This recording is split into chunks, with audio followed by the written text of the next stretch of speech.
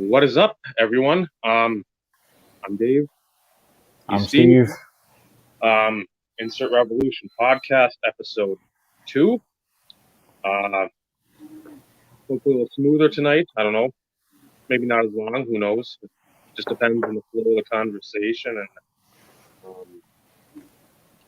what we get everybody in here when people start showing up. If they show up, if they do, they do. If they don't, they don't. Then we'll talk. We're good at that. Tonight we got, I think, three topics we'll eventually get to. Try to work this out too. We did a little impromptu, I think, yesterday? No, we did that Friday night, I think. Days all blend together. Just to look around the site a little more, see what happens, see what we can use for tools, especially me being on the phone. There's not a lot of fanciness, I guess, for lack of a better word, that we can use for like integrating. I know that spreadsheet, I wanted to show that, and especially pertaining to one of tonight's questions that we'll eventually get to. But what's the week been like for you? Anything pop up in card-wise?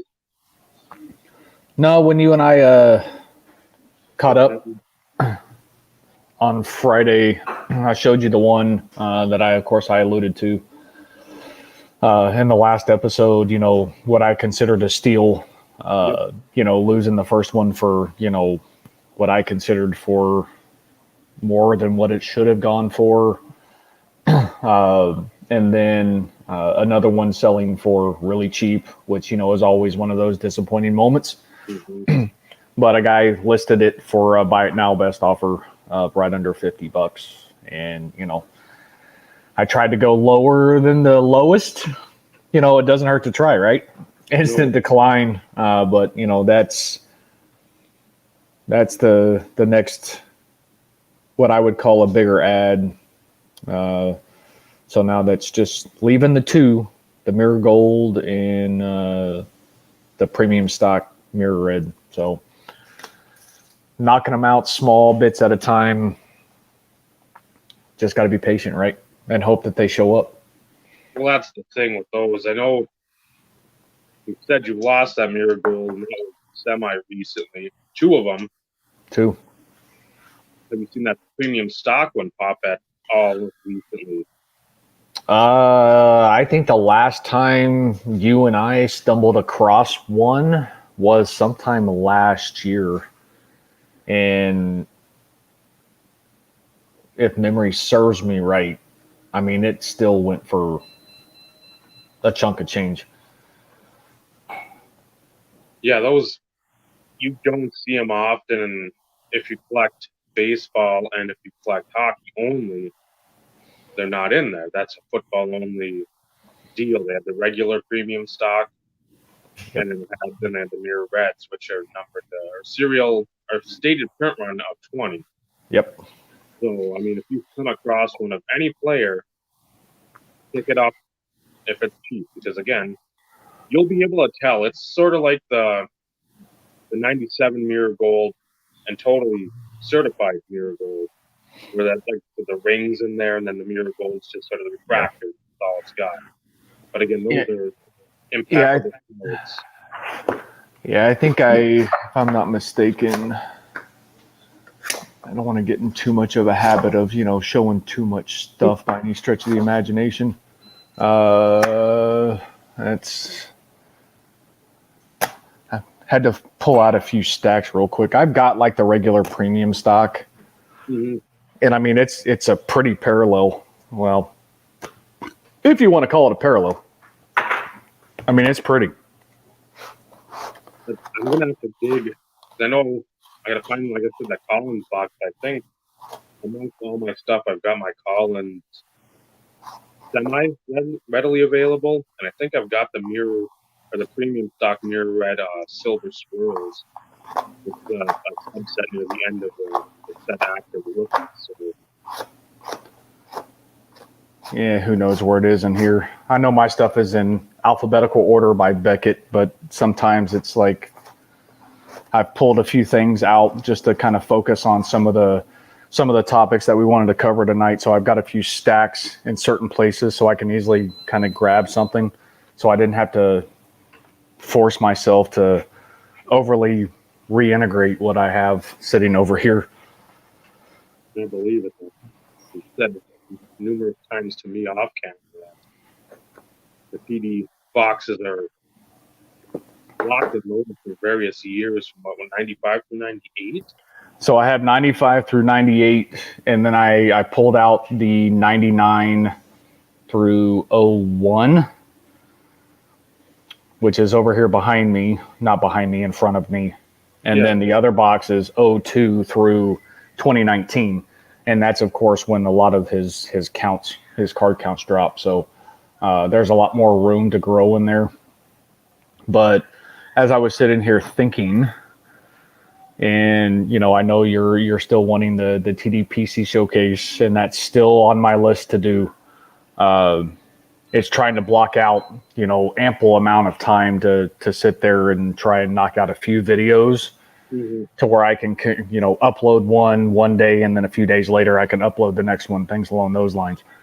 But I started thinking, since I have it broken up by year, which is the way I'm going to do the videos, at least for the base, insert parallels, that type of stuff.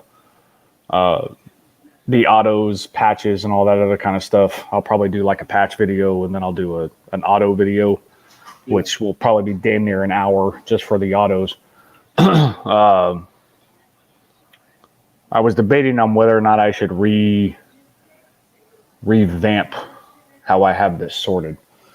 If I should just do all my base in a box, because I could probably fit it all in one box, and then my inserts and parallels by year in the other two boxes. But then that would make things a little bit more difficult to do a video. I'm trying to think of other ways to kind of position these boxes, because they're full. At least two of them are full. See, I like going everything together. Like 90, let's say 95 Bowman's Best. I'd want to have the base and the refractor. The collector's choice update, I want to have the rookie, I want to have the silver, I want to have the gold. And then I want to have, I don't know if he's in that you crash the game, like the AFC West. He's part of that, because there's, I think, all 5 teams on every card had their a respective player, and then the gold version. I think he's in 98. I think that's the only. I know for sure he's in 98, because I happen to stumble across those. And the varying colors, of course. I have no golds. Those have still eluded me. And then is it 98 they also had the back-to-back ones? Or am I thinking something different? I'm thinking something different. Never mind. So what I came across was something different. Sometimes I start like you start meshing everything and molding everything together. Yep. Yeah, the crash the game.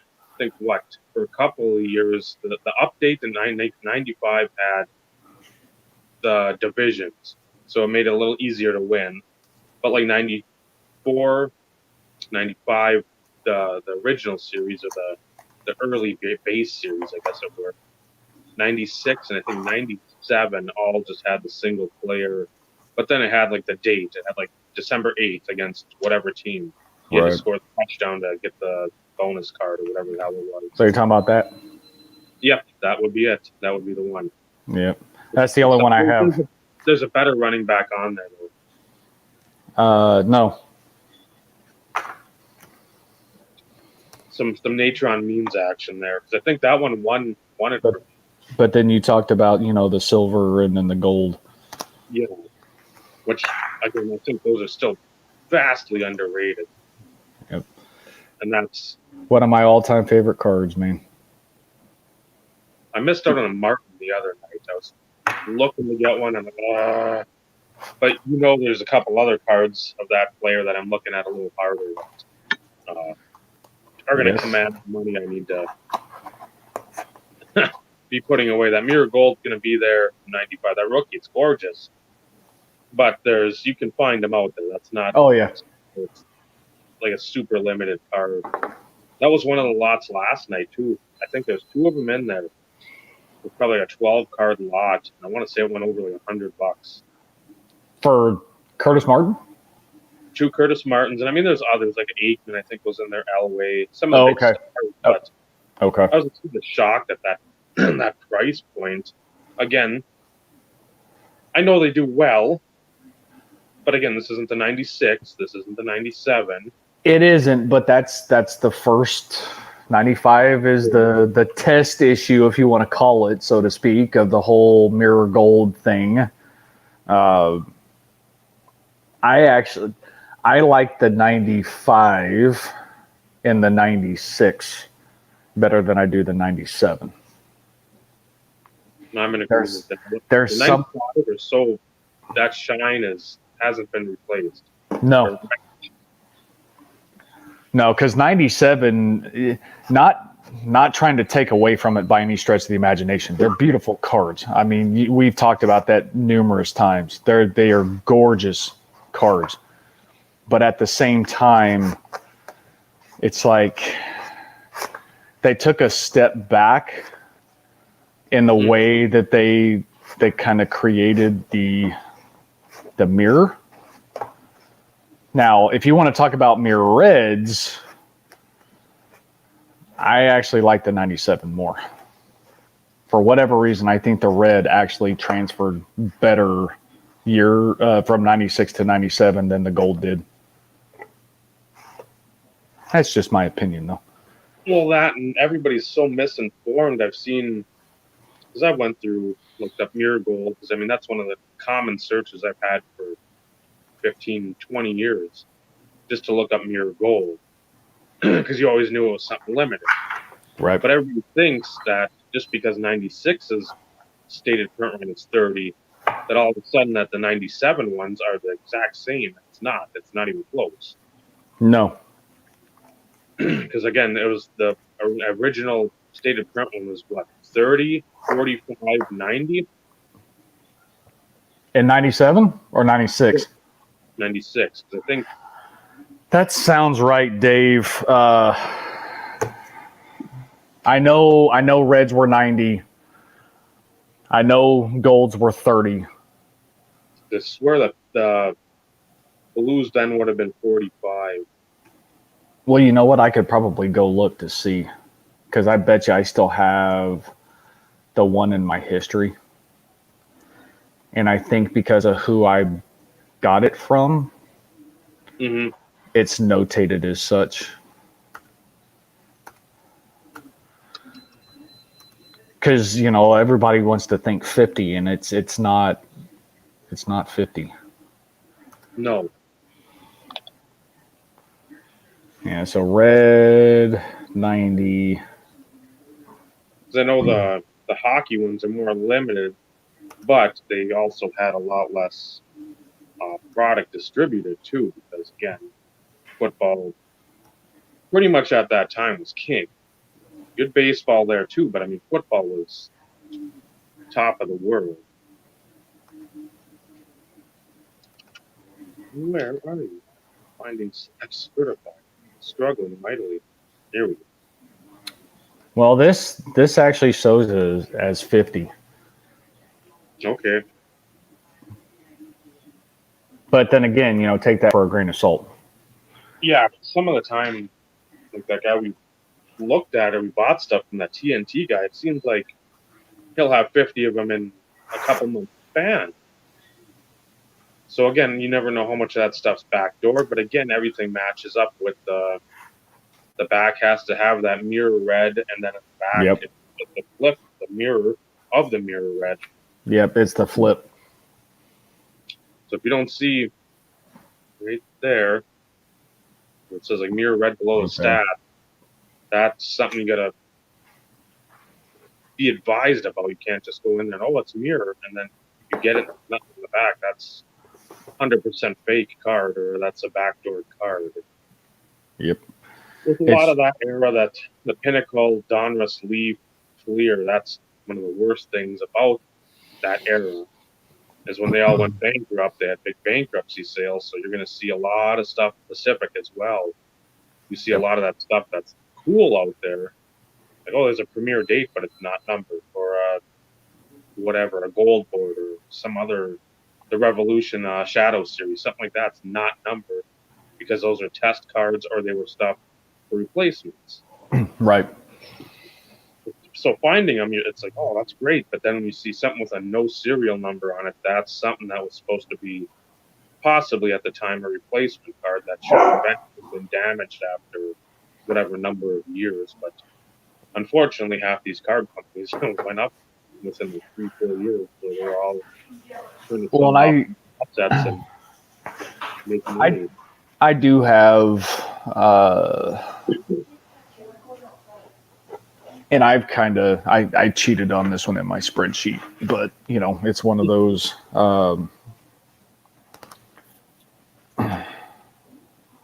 So our favorite set. Mm-hmm. This is the Spectrum. Okay, Spectrum Mm-hmm. Parallel is a 101, right? Yep. What's it missing?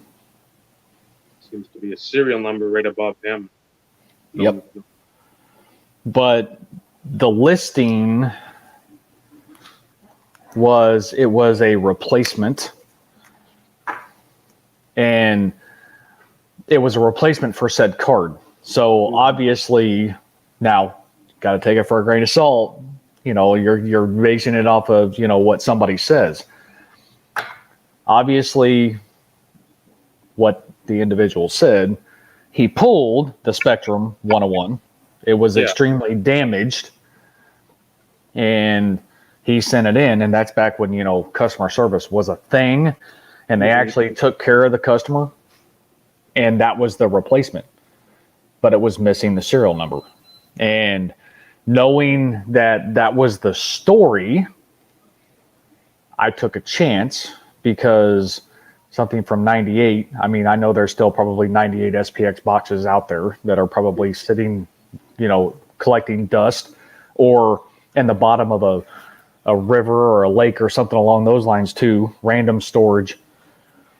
But to me, that was worth the chance based on what the individual said, because a lot of the customer service components, at least during that time, like I said, when they actually cared, it wasn't uncommon for them to, I don't want to say reissue because that would cost too much money, but in the event that there were issues in the pack out process and something was in fact damaged, they had ways to provide a comparable replacement of equal lesser value player, or in that case, he swears he got that as the replacement for the 101. So I cheated. It's marked on my spreadsheet as the 101. And for that, you said, yeah, there could be some 98 SPX out there, but guess what? You'd be paying a ton because Manning's in the Taylor, Randy Moss, all the Elway, Favre, Emmett, all the Marino, all the big names are in there. So I mean, it's not like one particular player is carrying the set. It's a lot of stuff and a lot of different avenues are going down where it's like you're not paying $50 a box.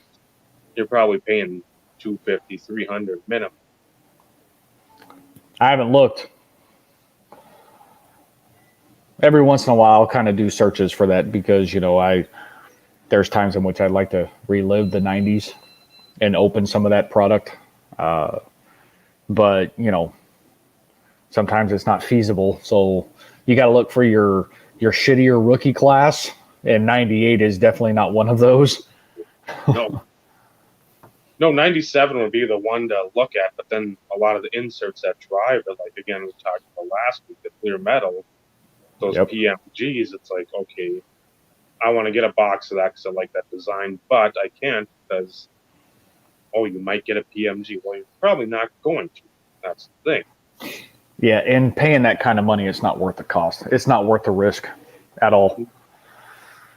No, because if you get left with a fire enhanced part or a teal green something or another, just like an insert, you're going to be pretty horned off because again, or Joey Galloway is going to be your one per box insert. Yeah, that's you spend five, Four. six, $700 on a box and Yeah. you get a $2 Joey Galloway. It's your best card. You're going to be.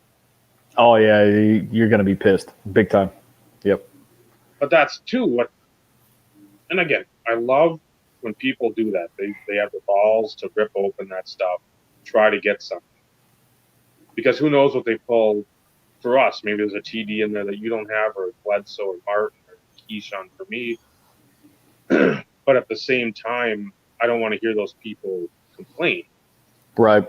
Like, oh, I didn't get the PMG. Well, it doesn't say you're going to get one per box, or it wouldn't be the prices they're at. That's No, if they were one per box, they would be three times what they're selling for now, at a minimum. Because even a no-name rookie is still fetching a few $100s. Not that it's the big name guys that are fetching 1,000, 1,200, those type of players. But even a crappy rookie, you're still going to be paying a few $100s for it, whether you want to or not. It's still going to cost you some money. All these years later, he'll cost you still some more money. So I guess that's a decent segue into that. Because you and I have talked multiple times. We sort of have our own, I won't say agenda or budget, but I mean, if there's something out there that we either haven't seen in a long while or something, and we'll get to this other question later in the show, we don't remember Hold on. Let me mute this so you're not filling your ears. Stop it. You can keep talking. Okay. So again, if it's something we don't know is out there, or we know is out there, but again, you look in the past eBay stuff, the listings, you don't see anything. You've looked on the message boards, you're on Facebook, you've looked on there, you've looked on all these sites, and you see something that you know that you haven't seen in years, not just like weeks, years. For myself, I don't really have a price in mind. Josh Johnson, Kerry Collins, Jason Morrow, and even with him, I don't know. I look to pick up his stuff, but again, I know the market now is completely soft. There's no Viagra in the Jason Morrow market, so I try to come back to earth some of the pricing on that. But I mean, with Collins, North, Stone, and Johnson, the four that I'm always, if there's something I haven't seen of them, it's something that I didn't even know existed. So that's like those guys for Johnson for a least amount of time, but the other three for 15 plus years, Collins for 22. So again, if I know something's out there, I'm gonna go for it. But if I don't, that's when the game gets ramped up a bit. Like the bidding, your eyes start to see the dollars coming because you know it's a go for. Well, for me, I mean, I'm along the same lines as you are. Me being player specific only, no deviation. I really do kind of gauge the activity and what it's sitting at during the time in which something's been listed. Mm-hmm. And that's how I ultimately kind of formulate a number. However, it's still one of those in which there really is no budget. I don't go to the point to where it's like buyer's remorse. Mm-hmm. I've never once had buyer's remorse on anything.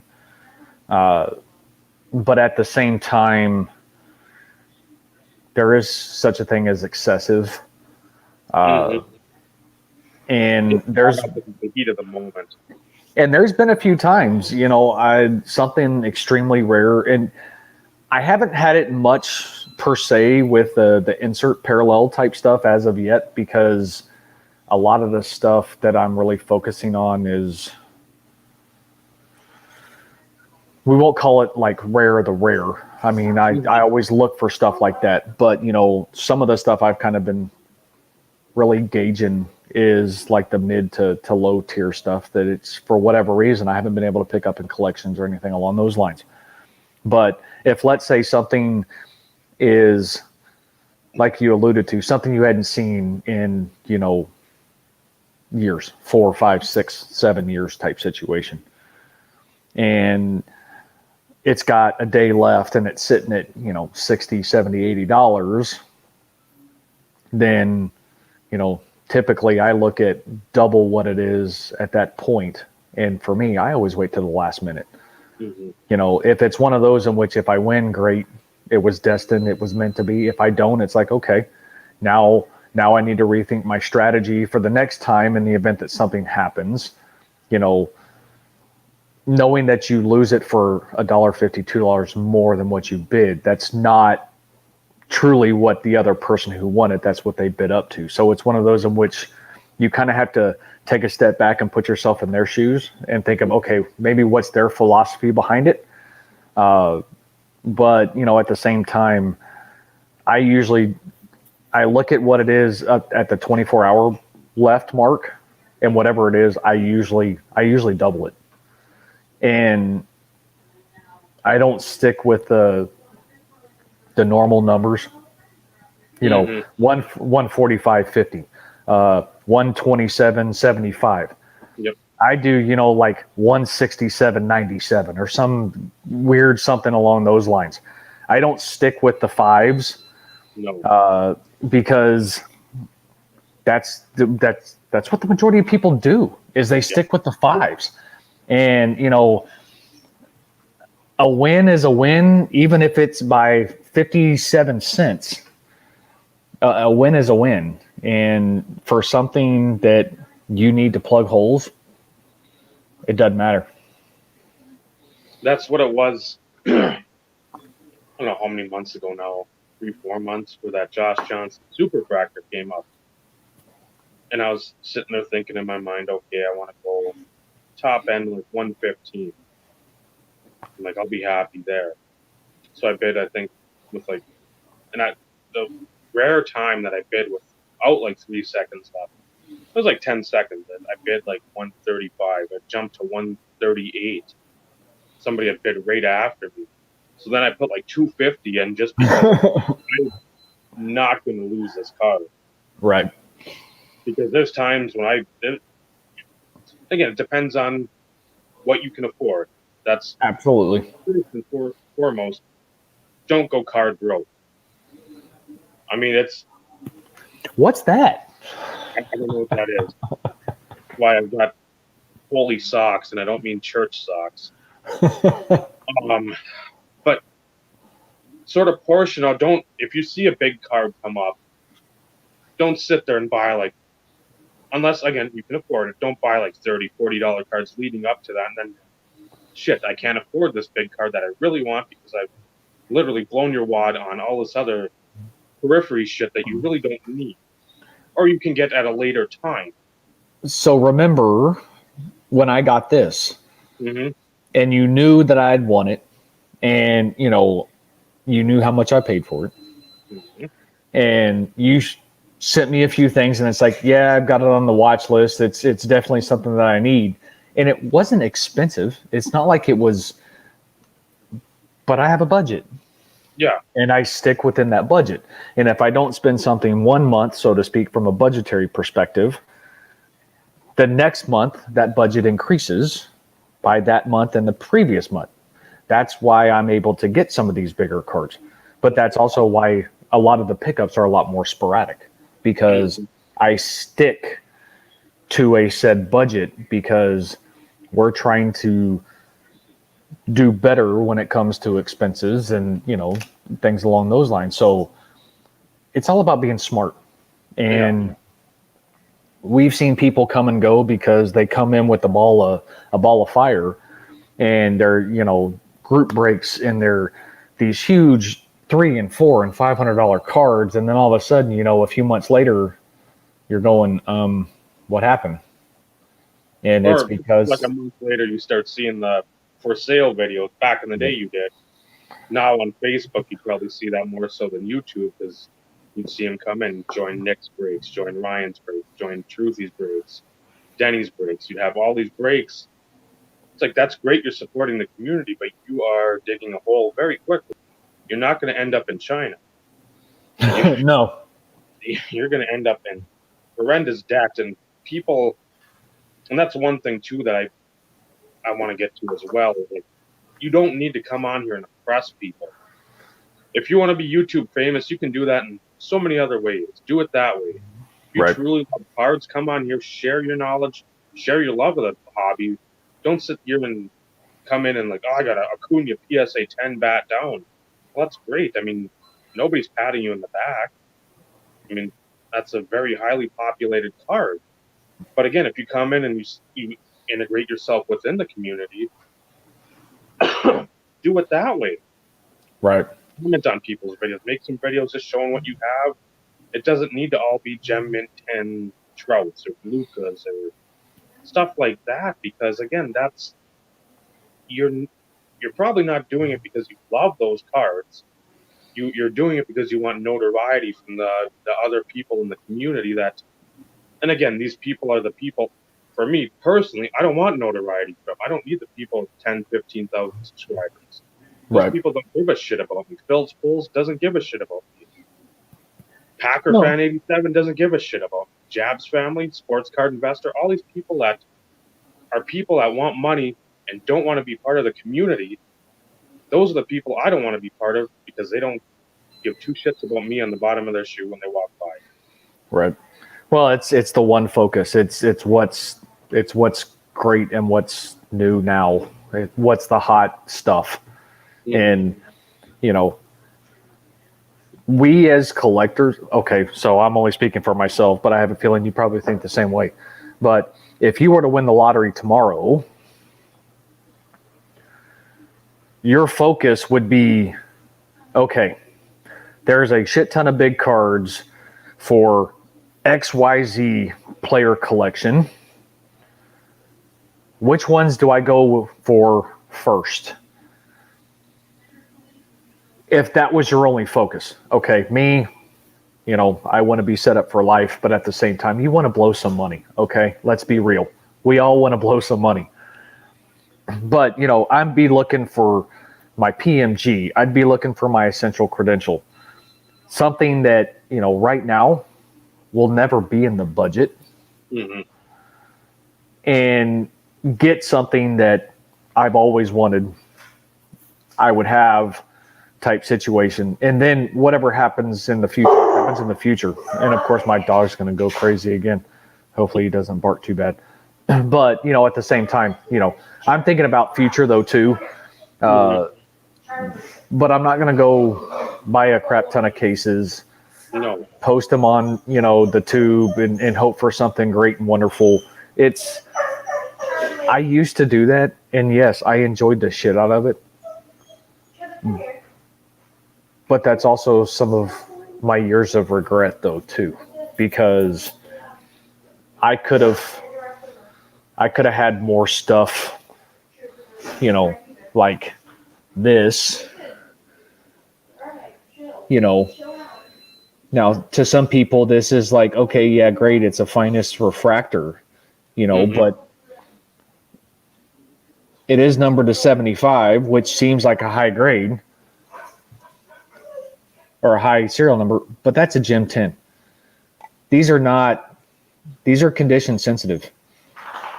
And I should have focused on stuff like that, stuff for the Terrell Davis collection, more so than what I did busting cases, busting boxes, and hoping to get my money back, because it's like playing the lottery. It's high. it's a waste, and nothing I can do to change it. But you know, it is what Yeah, it is. if you're not like a, and again, this is something I just can't wrap my head around because this is how I've usually or always been. Inserts and players; those are the two things I've always liked. More so in the last 5 years with like the vintage player patches. That's what I really get into as well. But I'm like, how do you spend, let's say, right now, 350, $400 in Topps Chrome Jumbo Box for baseball? You get 5 autos in there. Of those 5 autos, who's going to be good? More than likely, nobody. You might have a flash in the pan where you can get like 40, $50 for it. You're not going to hit, and I know he's not in there, but like a Jason Dominguez, the big Yankees prospect that's coming. Yep. You're not going to hit him. They're not going to litter the product with so everybody gets it. That's going to be your super short print guy. And that's what I've never understood about the football. It's like, okay, again, you buy a 5-star box in 2011. You want to get the Cam Newton. You want to get him. You're not going to have that chance, though. You're going to be pulling, I think it's 2010, so it's like a Marty Gilliard or somebody like that. You're going Yeah. to pull more of those players. And you're going to pay $200 for the box.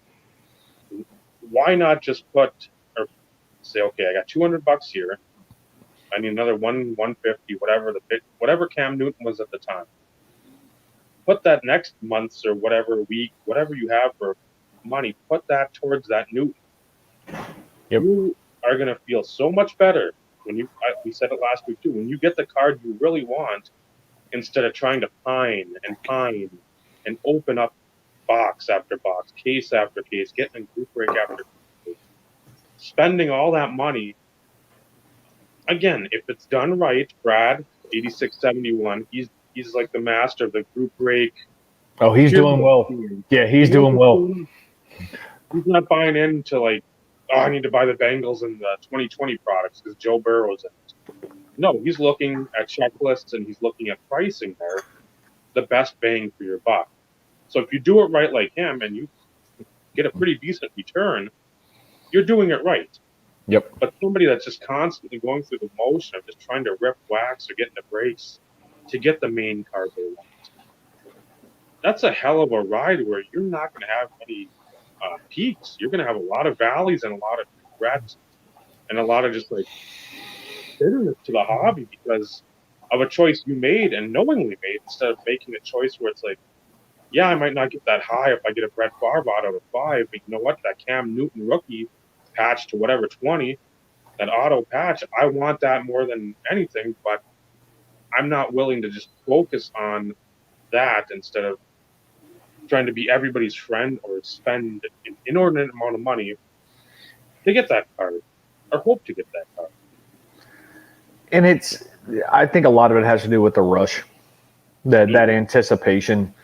And that was the high for me, was the anticipation of pulling something big. And I've had my fair share of pretty big pulls, nothing to the extent of what some of these group breakers have been pulling that people have gotten, upper thousands of dollars, which is just ridiculous for modern. We're not going to get into that subject again because that took us down a rabbit hole. Yeah. But I enjoyed it, but at the same time, like I said earlier, it really is a very large regret for me. And this was even prior to the whole YouTube thing. Outside of a few sets, Topps Chrome being one of them, I'd buy my case or I'd buy a substantial number of boxes to try and build a set because I didn't care about the autographs. I mean, I really didn't. I cared about the set and I cared about the refractors. Mm-hmm. End of conversation. And outside of Topps Chrome, there was only one other product that I ever bought a case of prior to my YouTube days. And I love that product. If I could find more of it, I'd buy more of it.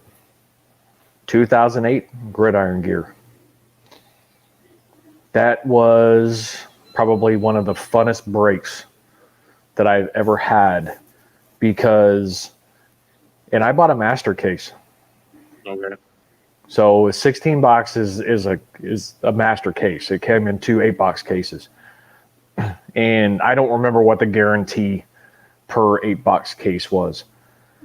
But, and yes, the rookie patches were not game used, but then again, since when has a rookie patch ever been game used? But they did the patches right. Mm-hmm. You know, they, even with the small patch windows that they had and the variations for the rookies, they were patches. There were very, very few single color patches in that product. And it was well done. But outside of that, I mean, I bought an '07 Exquisite case, hoping to get the Adrian Peterson. What did I get? A whole lot of freaking nothing. I did pull a Craig Davis 101, which, you know, fetched a few $100s. And I did get a nice quad auto redemption. I did get some nice stuff, but nothing compared to what I spent. I Oh, wasn't yeah. anywhere close. So, you know, it is what it is. Yeah, the rush is great. I mean, but then when you look at what you have afterwards, and you're like, huh, let me check the old receipt again. Okay, Yeah. let's see how that's going to play out and try to start. It's like, I'm guessing immediately if it's people like us, not we're poor by any means, but we're not the upper echelon sitting there with their pinkies out and drinking cognac all the time. It's when we get those types of purchases, we truly value them because it's, again, Yep. something we've worked hard for, and it's hard earned money. It's not just a silver spoon baby or a trust fund kid or somebody that's 25 getting an allowance of $5,000 a month or something. We're, I'll take we're that. You know, I'll somebody wants to give me that, I'll take it. I'm in the same boat. Could really bump up the collection then, but yeah, like Absolutely. the bigger stuff we buy, it's stuff that we really want. We're Yep. not just buying $300-400 cards, 500, whatever we spend, just because that looks nice or that's the sign of the times, the market rate. No, it's No. if we're paying, I'd say over 100. That or even over 50. I'll go over 50. It's something that we really have put thought into, and not just haphazardly. Whatever. I'll just blindly bid done. Yeah. No. No, so I mean that's where people back to our the little question that was it's budget what you can afford. If you see something up, if you can try to flip some things that you don't want, try to do that to maneuver money towards whatever you're looking for. And then again, it depends on the card, depends on the player, depends on the person collecting. But if you're like us and you see something that, like at the top stars, 98, like a luminary, the hollow to 5, Oh you yeah. see that, you're getting half the. That's going to be your card probably for the month if you're on one of our types of budgets. But again, when you get that card, you will be on top of the moon and you'll be dancing with Neil, Louis, and Lance Armstrong all there with the friends because those cards don't come around. Like the PMGs, the essential credentials, the showcase masterpieces, the ultra masterpieces, the top stuff. I know it's the luminaries, but I mean there's a couple other sets from that 98 that have the 5 parallel, the hollow Yeah. flow. I think there's like 3 different insert sets. But that type of stuff, when they pop up, A, be ready yourself, and B, be ready for everybody else to come out of the woodwork too. 'Cause you Oh got to yeah. remember, eBay's a worldwide thing. It's not just wherever you're at. Like your town, they know about eBay, nobody else, because you're gonna have either competition from the new money, competition from the old money. I mean, it's stuff like that brings everybody out. It's like the carnival. Everybody wants to see it. No, and that's the best way to put it too, because be prepared, bring your wallet, Mm-hmm. and and then you've got on the flip side, you have those individuals. Now, granted, Terrell Davis is in the Hall of Fame. Okay, I get it, but then you have like I said, the flip side of that, you have individuals that have stuff that are listed, cards from the late '90s, numbered to 5, Mm-hmm. for $1,500, $2,000. Buy it now, best offer. And most people are not even going to try. I mean, what's the point in putting it up there? If you're actually going to list something, the whole purpose of listing something is to sell it. You putting it up there at that high of a price, I get it. There's only 5 in the world. You can somewhat dictate what you want for it, but that to me indicates that you really don't want to sell it. Mm. If you did, you would at least make it somewhat competitive to where more people would take interest. It's not a PMG. No. It's not an essential credential. It's a Bowman Chrome, golden anniversary, refractor number to 5. I get it. Rare card. I get it. But it's not the PMG, the essential credential. So you gotta keep it in some sort of perspective. And that's, this is me personally, because I don't own one. Yes, I want one. Yes, I would love to have it. But when you price it to that extreme, most people aren't even going to be willing to put forth a best offer or engaging in those conversations, because you're just going to walk away disappointed. Mm-hmm. Because there's going to be no budging. There's going to be no conversation piece. It's, I have it up at this. This is about what I'm willing to take for it. And if it's so far-fetched and it's so much higher than a PMG or an essential credential, serial number to 5 or not, most people aren't going to pay that. No. Especially now with, again, more of the new. It's I don't know. It's tough now because you get the basketball people and they're paying ridiculous amounts for those Prism Silvers.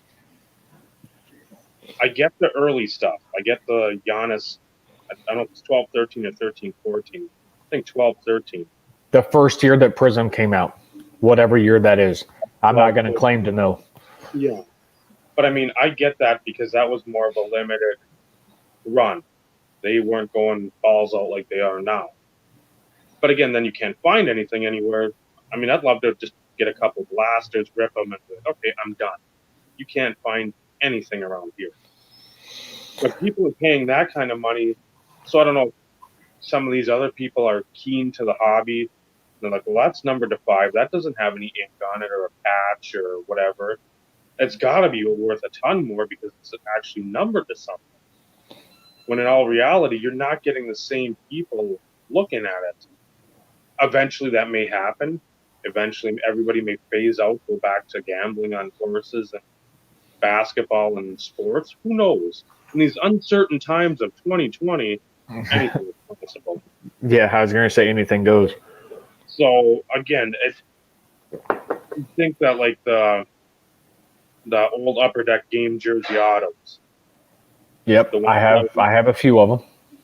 Like those ones, and then you had the jersey numbered ones. I don't know if they did them in football. I've got the baseball. Okay, hand numbered. Yep, because I got a Manny Ramirez to 24, and like you think those would be a lot more expensive. I mean, man, there's only so much of those. It's auto, serial number, jersey, and it's not.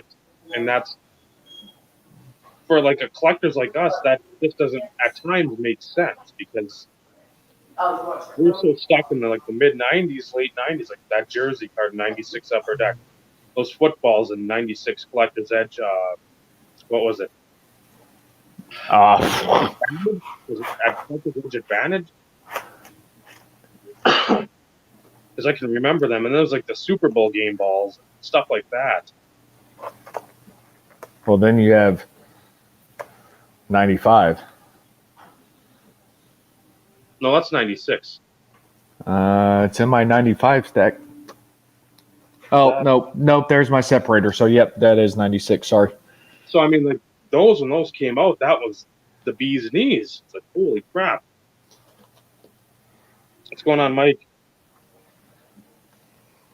That you saw that, and it's like I'm gonna pay whatever it takes to get one of those ball cards. I remember Don West just creaming his jeans when that Jerry Rice out of like 99 Advantage was pulled. I mean, he was screaming that's $120 card. Again, it wasn't, but you got excited because I mean they're putting more and more pieces that's the field or the Right. game into the product. We're Right. now, and again we discussed this last time.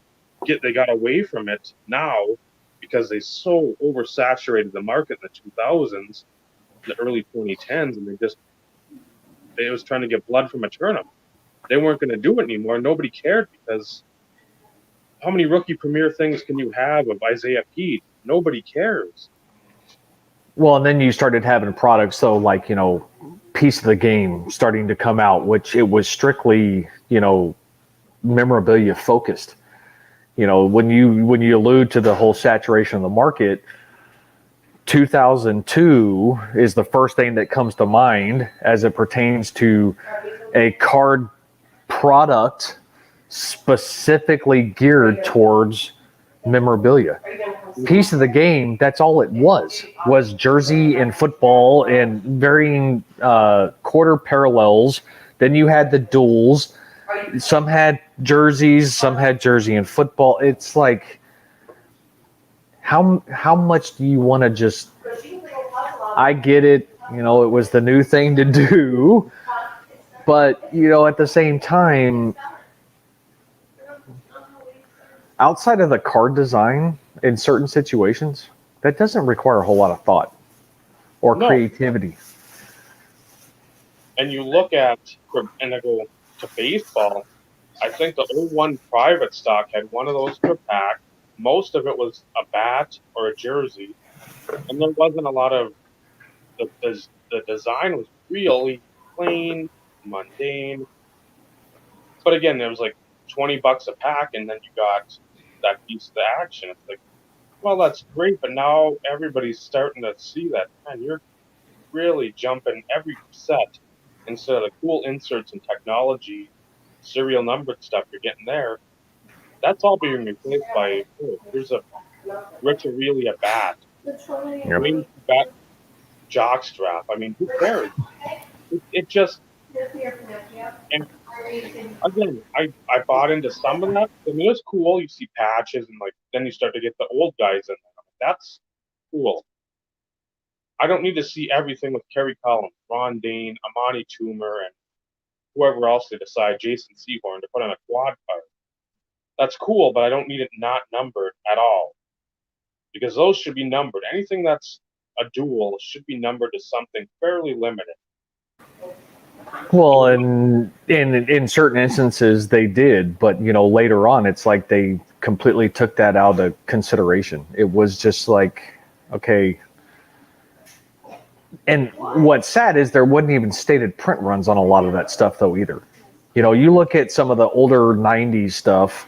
Now, we have to take it for a grain of salt based on, what information was fed to Beckett or what their research alluded to as they were looking at things. But no stated print runs. So you're sitting there going, okay, so you're telling me there could be 10,000 of these? And why am I paying $10 for something that could have 10,000 copies?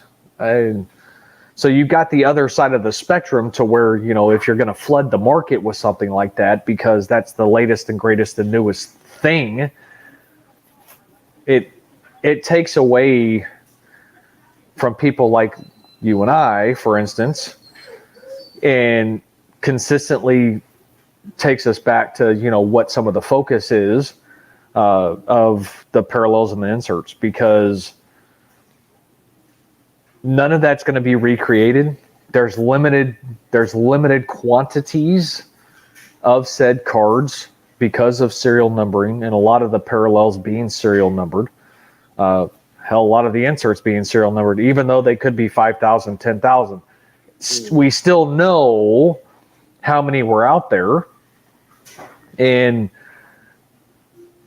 at some point, and we always talk about this, at some point, football has to catch up to basketball, then to baseball.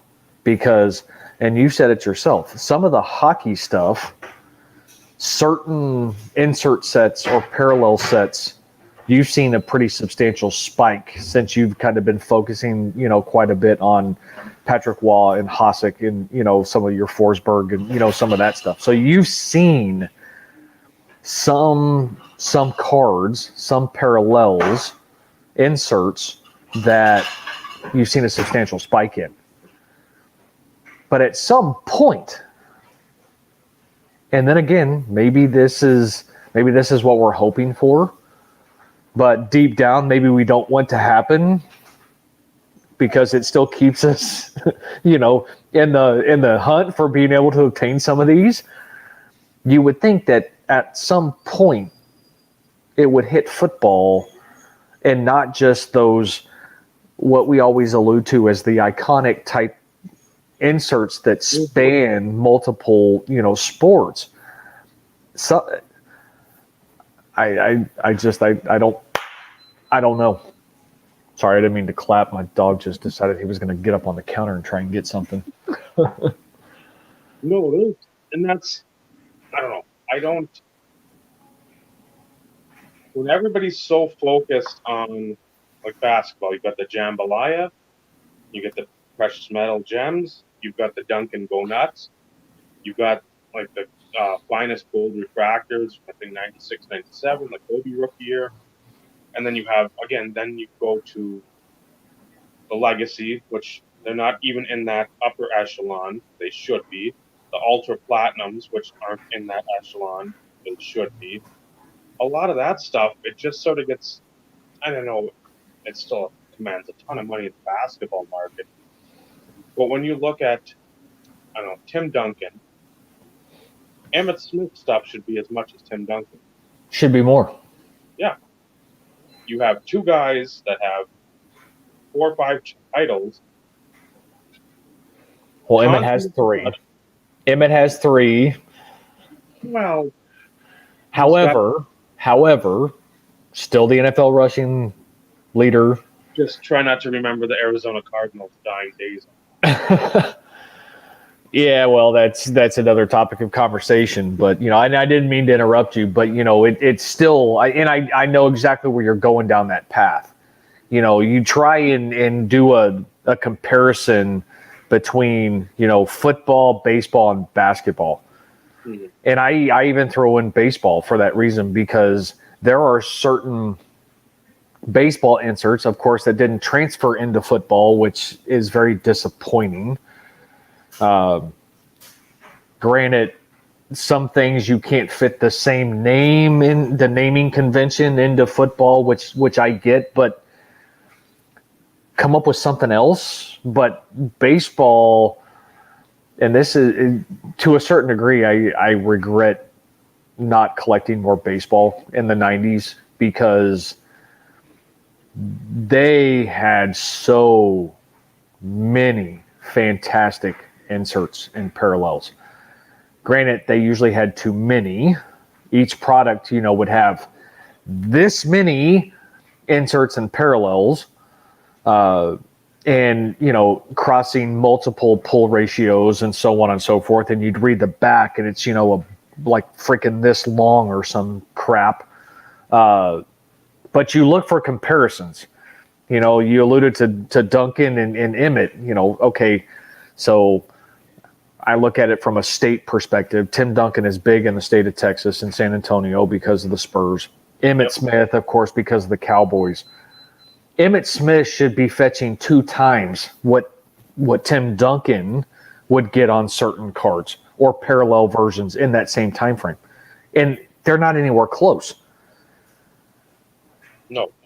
And I'm right there with you. I can't put my finger on it. I don't understand why that is. And then again, you know, you have the gold that you were trying to go after because you ended up losing something else, and it went for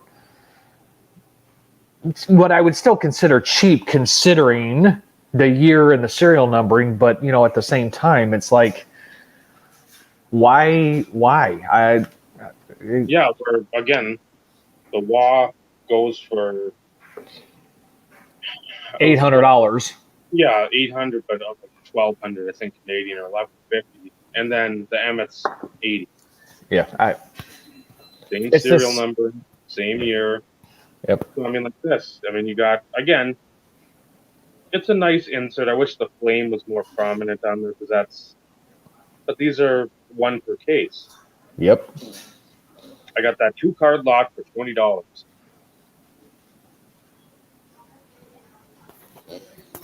Emmett Smith, case inserts. Probably the highest priced in the set behind Favre. Marino might be in there too. That's another one that he always seems to go for, or he's priced at a lot of money. But it's like, if I tried to get a Tim Duncan case hit insert, you're going to pay for it. Yeah, that's $400, $500, $600 on a good day, or on a bad day. That's on a good day. I can't even imagine what like one of those jambalayas has to go for if he's got a jambalaya or a Dunkin' Donuts or something. That's like the EX. That's just insane. Well, I showed you one of what I would have thought would have been much higher, even from a book value perspective. Bowman's Best, Atomic Refractor, Tim Duncan. It's one of the rookie insert sets, but it's, you know, it's like a best cuts. Yep. And you know, that's the one I sent you via text message before I got all my Beckett's and stuff, and you looked up the value, and I was like, seriously? I mean, this is an Atomic Refractor, which is not 1 per box. Not from an insert perspective, it's not 1 per box. A base, you may get 1 Atomic Refractor per box, but you're talking when you're dealing with your insert sets, they're like 1 in 48, 1 in 96, so 1 every 2 to 4 boxes, depending on whatever that pack pull ratio is. And when you showed me that, I was like, "You've got to be kidding me!" Yeah, a lot of that stuff. Again, I think Beckett too is behind on the times, because after showing you some of the numbers of the basketball I looked up yesterday, I'm just like, this mark is absolutely bonkers, and anybody that has anything, new or old, again, maybe some of those key Jordans from the 90s or the key Kobe's, I might hang on to, because I don't think that market will ever die. No, it won't. They're global icons.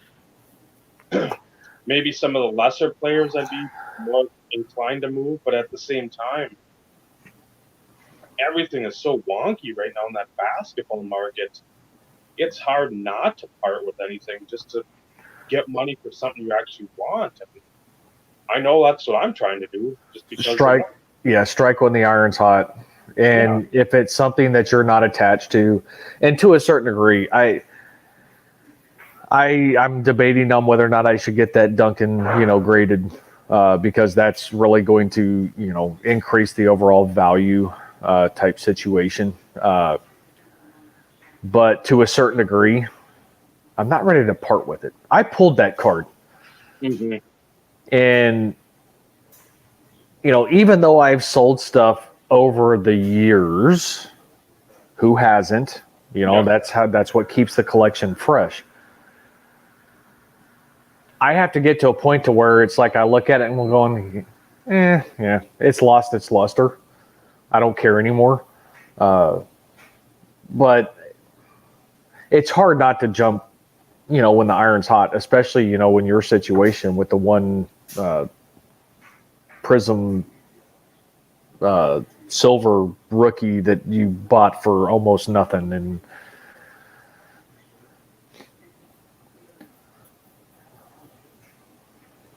Yeah, that one is so have you sold it yet? not yet. I've got a number in my head I'm going to offer him, and I'm hoping it comes close to an agreement so I can part with So, all that stuff. so Vinny, what card did you pick up out of curiosity? What Lemieux? Yeah, that's what I'm curious. Because if it's in the time range in which I'm thinking, and if that's actually serial numbered of 10, uh, David Stotts in the house. City boy. get a Drew Clint, Shield. I don't know if he's got anything from then. And the stuff I'm looking for. I don't care about Buffalo Bills or Cowboys. There's there's a quad exquisite 05, I think, or 06 with Bledsoe, Vic, and two others. I don't know, Roethlisberger, Romo, maybe. No, it won't be Romo. I don't know who else it was on there, but I mean, and they want like $4 or $5,000. That's absurd. So he knows one Pat. He knows of one. There's That's still even modern numbered to 10. That I wouldn't argue with that price because hockey has a tendency to have a little bit more what's the word I'm looking for? Devout fan base or player fan base. yeah. So, like for me, I've seen some TD stuff go for right around that price. And for me personally, this is just me personally. I look a lot at the modern stuff, but a lot of it I don't care to touch because I saw both 101s. I watched the 101 mini and the 101 legend. Is it legend? Insert for legacy 2020 legacy. I saw both of them sell. Not paying that kind of money. No, and I've seen Bledsoe. He's got one in there.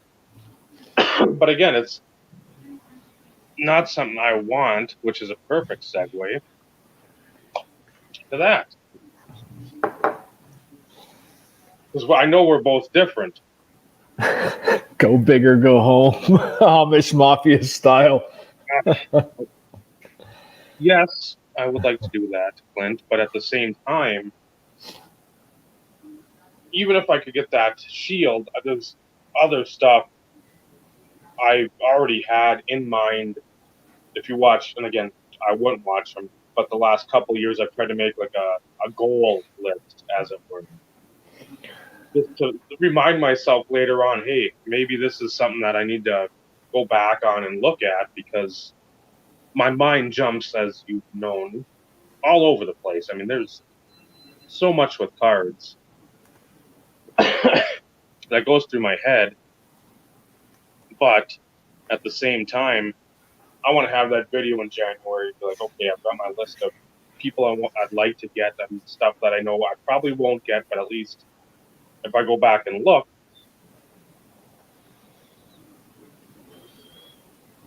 the fact is that I know at some point I can look back at stuff and say, well, yeah, that Dick Knight Train Lane, shit, I haven't looked up him in a while. Let's go look him up. There's a cut auto, beautiful, all within the window. Blue ink, so that goes with the Detroit The colors. Lions, Yeah. and I'm like, okay, we're gonna go after this one. So I mean, it's good to make those videos at the beginning of the year. That's what I'd always. If you're a multiplayer player collector, or you're just a collector overall, saying, man, you know what? I do want to get a Acuna Gem Mint 10, even if it's that. If to make some sort of list. So I mean, it doesn't have to be a concrete list of like top 10. It's only what I'm going after, because you may see something you didn't even know existed, and that might tickle your pickle like nothing has ever done before, and you're just going to be your socks are going to get knocked off. Yeah, and for me, I think you have a valid point. Somebody. Okay, and I'll take it even a step further. Even if it's not just player focused. Okay, most of our stuff is player focused, but if you have, if you strictly PC a team, for instance, multiple players within the team, spanning 30, 50, 60, 80, 100 years, depending on the whatever sport, whatever team, okay? Something like that definitely gives you something to shoot for and something to kind of be more focused on. For me, anything goes. I don't do lists. I look at my spreadsheet, multiple times. There's times in which when I do my searches, I may add, 10, 12 things because I'm obsessive compulsive when it comes to stuff as of late. I check eBay 20, 25, 30 times a day, checking for new listings. Now, when I do my sporadic checks, the misspelling of his first name or, looking for him in description type stuff, I don't do those as frequent. So I spend more time looking through the past few days or weeks of auctions to see maybe if something that I missed. I'll put them on my watch later, and then, probably usually it's the next day. I then go start looking at my spreadsheets, because like I said, when you have over 2,000 different cards of the same player, sometimes shit runs together. And it's like you think you saw this card or you didn't think that you saw this card. And I'm sorry, I love my player collection and I look at it from time to time, but I don't do it as frequent as I probably should. And so there are no lists. There is no focal point. However, since they're starting to do more and more newer stuff, I think I pretty much made the decision that anything after 2019, I don't care. I'm not even going to worry about it. Unless something just sticks out to me and it's like, you know what, I got to have that. Something creative, something innovative from an insert or a parallel perspective, then, I may deviate from that stance. But 2019 and prior, that's going to be the focal point. But there's been times in which maybe I need to narrow it down to, focus on, okay, I need 15 cards from 1995 to have every card produced in 1995. Let's see if I can knock that out in a year. Because there's nothing substantially low numbered, anything along those lines. It's not super expensive. Raspberry Parallel may be a pain in the ass, and I should have picked that up about 3 years ago when I saw it, and I'm still kicking myself in the ass for that one. So maybe for those people out there, that's specific. What triple folder or something like that. Yes, the raspberry pear. Yes, it's a purple. Yep. There's like blue raspberry or whatever you want, blue color. There is a blue, and then there's the raspberry, and it's purplish. And it was on ComC for years, and for 20 like $22, and for whatever reason, I was like, that seems too much. Then of course I started doing you start doing your research a little bit more, and then you're like, oh shit. And then by the time you try and get back there and going, oh crap, it's gone. And I've never seen another one. So that's probably going to be the hardest one that I'll need to locate. But I won't do the list per se because I have my lists. Mm-hmm. And I do audit my collection quite frequently. Sometimes I even go back through a lot of my dupes because I happened to come across one that I had in my dupe boxes that was not integrated into my collection. And it was a 7-Eleven parallel. Okay. And I know that sounds kind of cheesy, but 7-Eleven parallels, go do some searches. You're probably not going to find many. You're just not. Yeah, it doesn't always have to be the highest of high-end stuff that's the most limited stuff. It's a lot of regional stuff or something that's like to a food market or some national brand. That stuff can be very tricky to find, especially as you go back further and further. Like the kids or the cards Pops gave to kids. I remember getting those. Terrell Davis, the Broncos have any of that stuff, but it's like that stuff that I remember only one in the 80s. And I guarantee you every one of those things that a kid got had a rubber band around it. Mine did. Or it was in the spokes, or it was just like sort of flung around the room because, Top gave it, and that's cool, but whatever. Yeah, Terrell Davis has one. It's 93 Georgia Police. Okay. That's the only one that he has. And I have never in my entire collecting years, okay, I know it's from 93, but I'm just, gonna be melodramatic here for a minute. But I have never in my life ever seen one. Ever. And that's not serial numbered. There's no autograph, no patch, no foil, no acetate, no die cut. Nope, nothing special. That's why, again, I've always said too, if you see anything of like any player like that, you come across like a Tony Baselli USC card from like 93, pick that stuff up because you don't know who's looking out there for that stuff. You could just put it on eBay and let it ride, and you could have two guys like Omar Vizquel guys were doing 5-6 years ago, just beating the tar out of each other trying to get every low number Vizquel because they wanted them. You never know who's looking, just because that's not in your like inner circle of friends.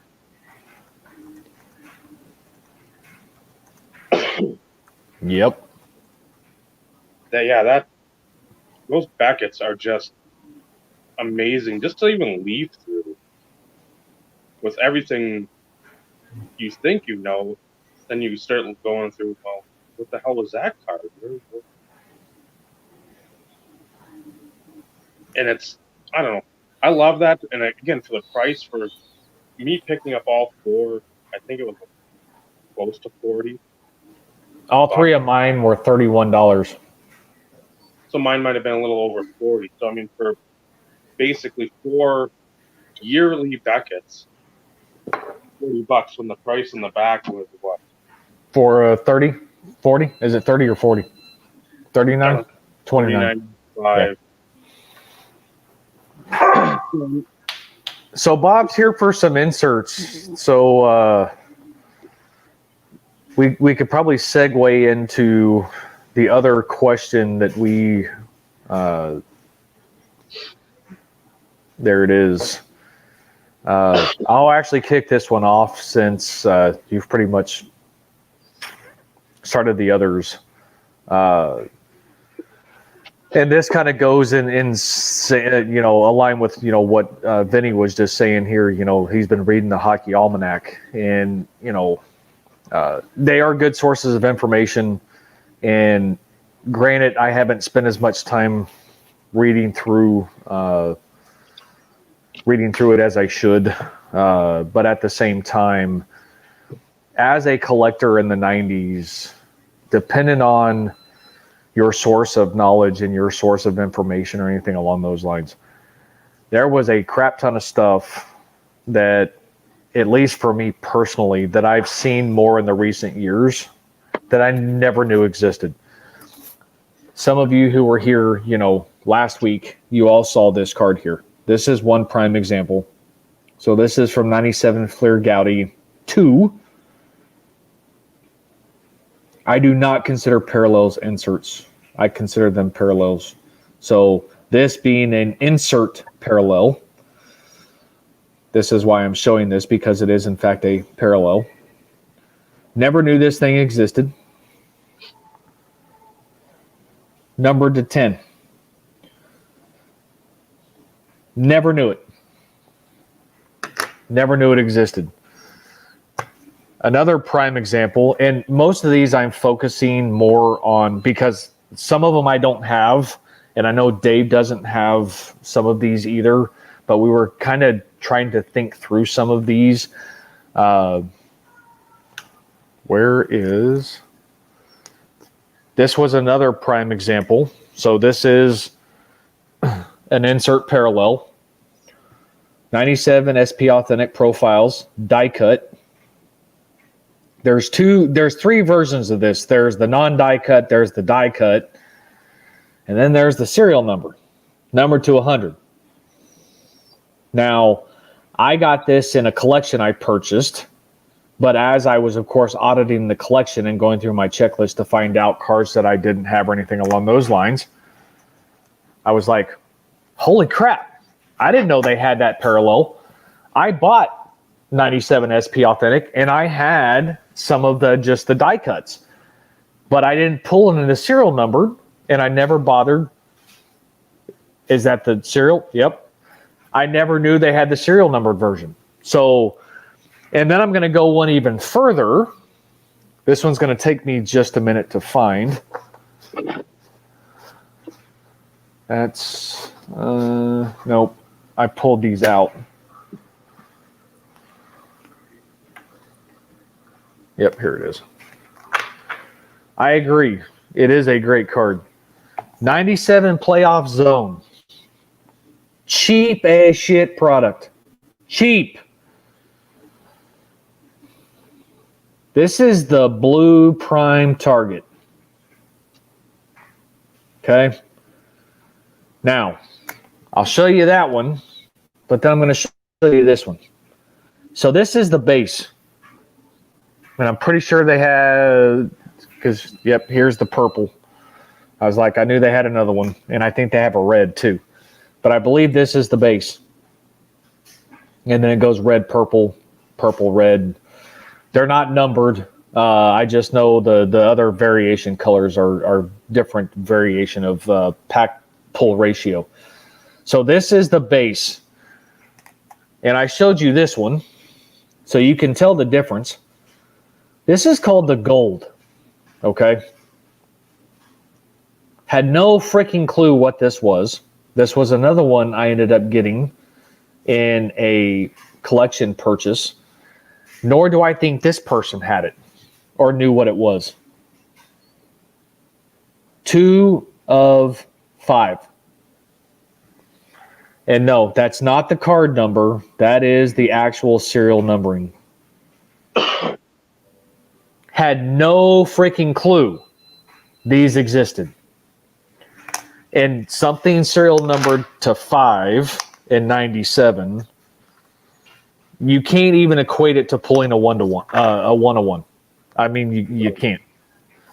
No, that finding that 5 is, especially with how much stuff that was in that, or how much of that zone was produced. It wasn't like a limited or a finite amount. That was like the bottom end of the playoff. Well, that and the 1st and 10 or whatever the kickoff, whatever that one was. Those were the two super Yeah. low end playoff products. So Bob just threw up there. I just saw this comment. Hand numbering is more desirable, in my opinion. In certain cards, I will agree with that. I think it really has to do with card design and where they have the hand numbering. It's all about placement because sometimes I think it can detract from the aesthetics of the way a card looks. This is one of those that I would agree that hand numbering is more desirable. Another prime example, insert parallel. Actually, this one may be considered a parallel. Dave, you'll have to keep me honest on this one. I think you know which one I'm going to show. Hand numbered. Upper Deck game dated hand numbered milestones. Hand numbered 29 to 30. Now, I got this card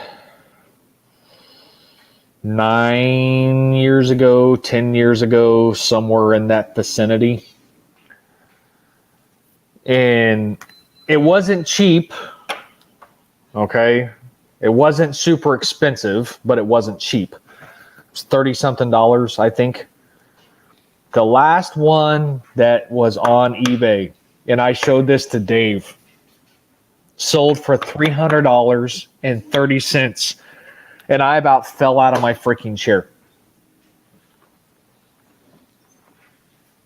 And that's the thing too with like that one. You're looking at, okay, that's the Encore was basically the foil board version of Upper Deck, the base set.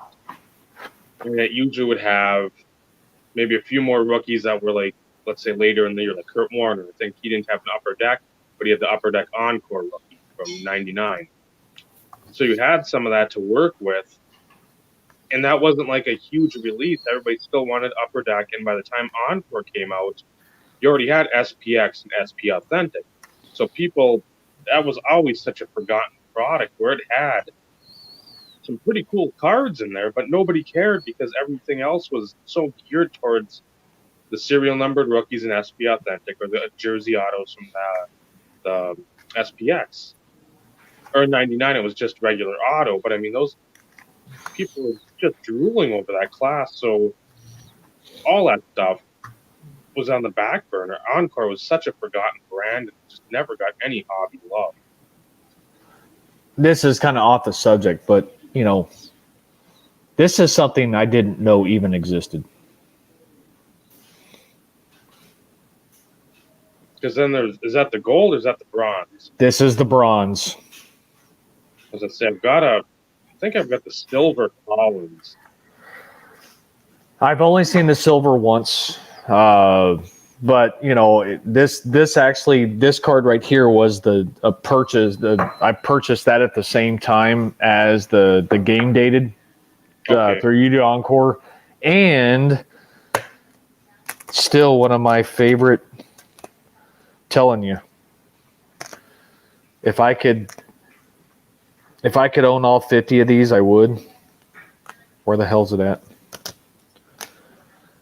I bought those two at the same time I got this one. There was a guy who was selling a shit ton of rare stuff of Terrell Davis, and I missed out on a ton of stuff.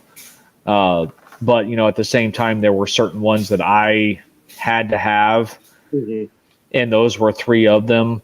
But the premium rubies, those are gorgeous. And these get a little bit more hobby love in the secondary market, but not as much as they should, because, and I've shared this before, I purchased a lot of this product. Not sealed cases, it was always loose boxes. But I pulled one in probably 24 boxes. I pulled one. So that ought to tell you something from, you know, how frequently those were inserted. And that's, I mean, I put that higher as aesthetically pleasing than a Super Rave. Those are more aesthetically pleasing than a Super Rave. Not as rare as a Super Rave, but aesthetic and pleasing to the eye. That's one of those in which I'm surprised there's not as much hobby love. I like those more than the precious metal gems. I might be in the emerald or the green. No, the red. Yes, because and again, there's 50 of those. There's 135 total of Yep. 150 of PMGs. First 15 serial number to green. But I like those rubies so much more because that red foil just pops, and then that it's almost like it reminds me of the EX 97 Fleet of Foot. I always think that's like the footprint going across those little blurbs or blotches. I'm like it's just such a visually satisfying card. Yep. Oh, I agree. I'd say too another one that I know you've got that you had mentioned, and I'm just remembering it seeing the skybox was like the Reebok, whatever those Reebok parallels or whatever for the Terrell Davis too. That was another one that was one that So Terrell Davis doesn't have one. for Yes, I have the Emmett, the Emerald. Uh, 7, 8, 10 cards, give or take. Elway's in there, Emmett. Those are the two big name guys. White, gold, red, and green. Or they called it emerald. mm-hmm. But from an unknown parallel perspective, it's not something that because half the time you don't even look at the back of the cards unless it is in fact like an insert, or you can tell it's something that's aesthetically or visually different. So Yep. you're looking for a serial number. I actually didn't start noticing that until I was starting to put together a set Mm-hmm. or two or three, since I bought so many of them. But then I'm like, what the hell is this? And I think it even took time for Beckett to even make reference to the Reebok parallel. Mm-hmm. But what's interesting is they did it in basketball too. Same year. Not anywhere the caliber of like an Emmett Elway type situation. I'm not saying they were crappy players, but you think of Elway and Emmett, top caliber players in 97, at the top of their game still. Basketball, the whoever they threw the Reebok stuff on the back was nothing compared to Those them. two. Yep. I'll jump back to our last topic. Couple things. This is one set to constantly keep an eye on. This is an 06 Bowman Sterling Gold. Gold. Supposed to be numbered to 25. No serial number. Right in that little blank space between like the MLB logo and I don't know if that's what the Bowman logo. It's supposed to be numbered there. I've seen, and I've got the encased because these are box toppers. Okay. And I've seen serial numbered, I've seen non-serial numbered, and I've seen serial numbered that are completely different from what Topps uses. So I mean, somebody bought one of these, put their own stamping on here, and called it. So keep an eye out for that. That's when I say the backdoored stuff. You have to be careful because they can. There's technology out there. People are shady. It's for money. People Yep. do it. Yep. This really isn't a. It's more of an insert that I didn't know existed because it wouldn't have been a parallel. But this is one I just not that long ago. I put a video up. I think I spent like $15 on it. You're looking at it like, what the hell's the point? It's a 2000 whatever 6 Topps. Who cares? But like the North Cut, I want a 2000 Topps. This is like the Rookie of the Year promotion card. Like if you would have won the Rookie of the Year, I would have sent this in if I had it at the time, got whatever set, and would have won or would have received some sort of set Something. because, like we discussed prior to going on, like the crash the game out of collector's choice. Right. So you'll see football, Bowman 2000, and then Tops 99 and 2000 had like the MVPs. There's a big, like a gold, like emblem there. Like you see on the books that like kids get, that Mm-hmm. it's a great book. You should read it. Something that's actually like legitimately good literature. I can't remember what it is. I should know, but I don't. But it's like that big of a ribbon or whatever, and those are pretty tough to find. Because like I said, the Dennis Northcutt I have not seen. The 2000 I've looked. I've had 20 years to look for it. I've never seen it.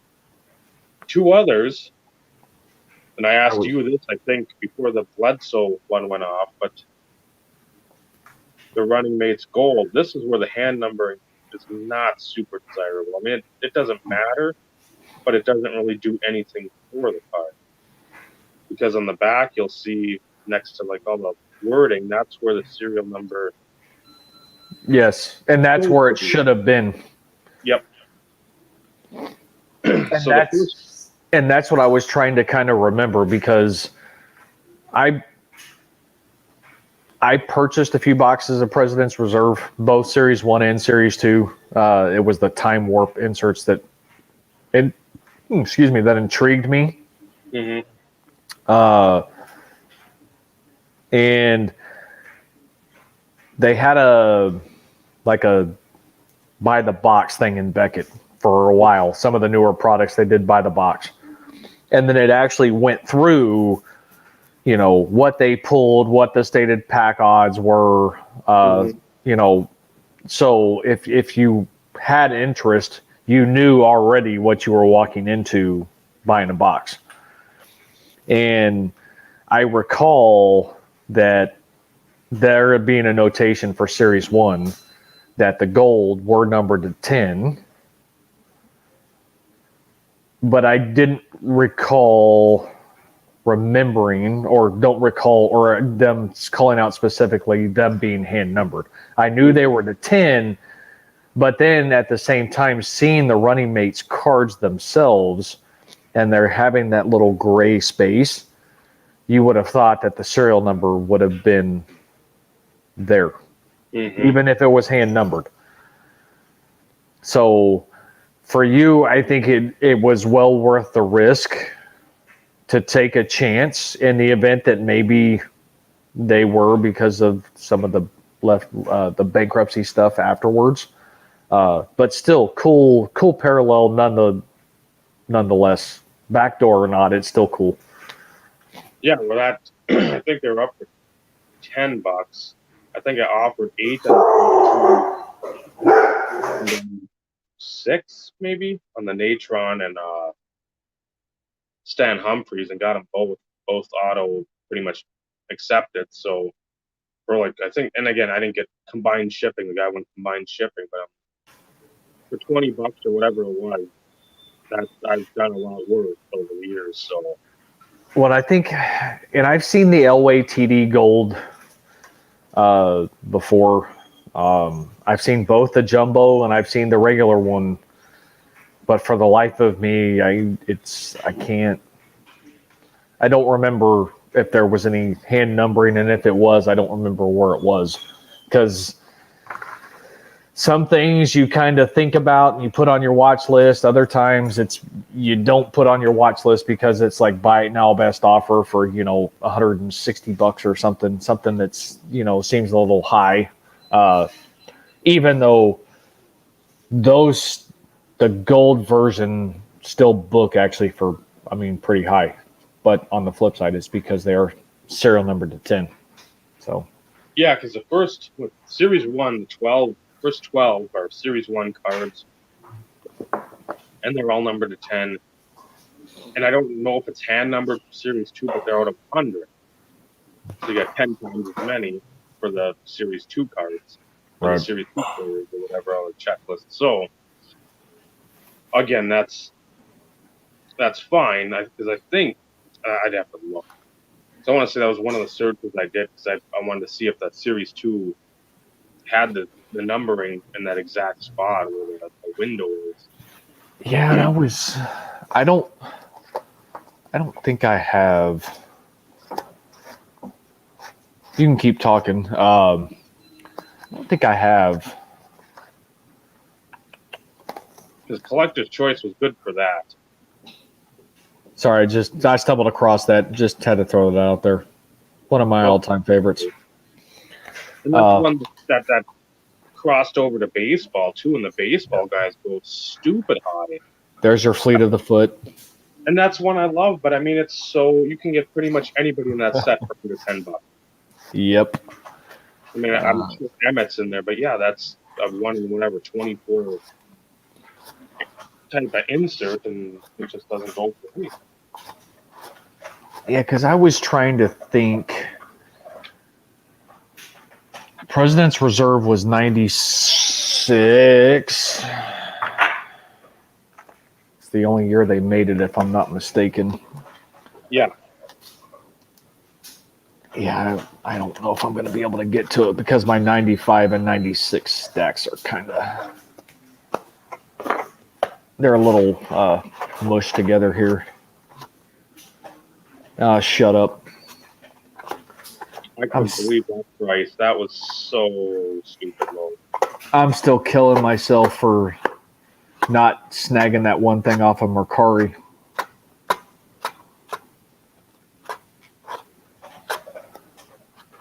Because I sent you the picture of it was the Title Quest. Oh crap! What was the other one, Dave? I don't remember what the other one was off the top of my head, but the Title Quest was the biggest one that I was like, man. And it was worth the price that he had listed for the 3 cards too. Yeah, that one, like I've said, I don't think Brodeur's in it for hockey, the hockey version. But Wah is, and I missed out Wah because it was like a starting bidder best offer. And I think and again, being new to that market, I thought it was like 80, $100. And I go back like an hour later to see if the guy accepted and it's sold, and it's not to me. So I'm like, well, I must have offered low. So then I learned that, okay, if another one pops up, I'll probably offer 2.5 times that just to get it. The thing a lot of the people will say, well, you're going to offer over 200 for an insert that's numbered to 100. Yeah. There's a lot of inserts that offer some hefty money towards because they're a lot more carefully thought out from the standpoint of or the perspective of a design. I mean, you're not just flipping something together. Here's the white border card, or flawless, all that stuff. You know what it looks like? Decoys. You put printing on decoys, and people gobble it up. Yeah, They're not going to change it. there was one. I just actually put this on my watch list just not too long ago. And I want to say this originally sold, but it got relisted. Where's it at?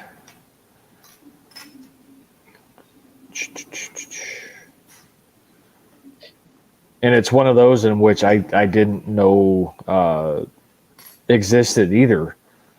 But at the same time, it didn't surprise me because it was Fleer, and Fleer always like to do parallels for their inserts. What the hell is it at? I would have figured this thing would have.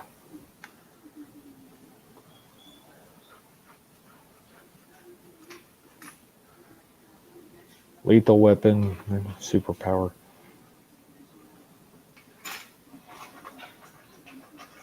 Wow.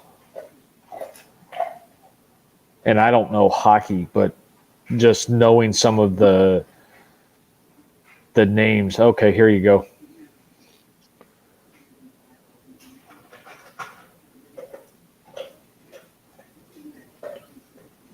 Those I looked that up. I think the other day, not Terrell, but I looked those up because they came out with those in a 2012-13 Fleer Retro for hockey. Oh, okay. So they sort of whatever those hot Fleer cards were back then, Ultra, whatever.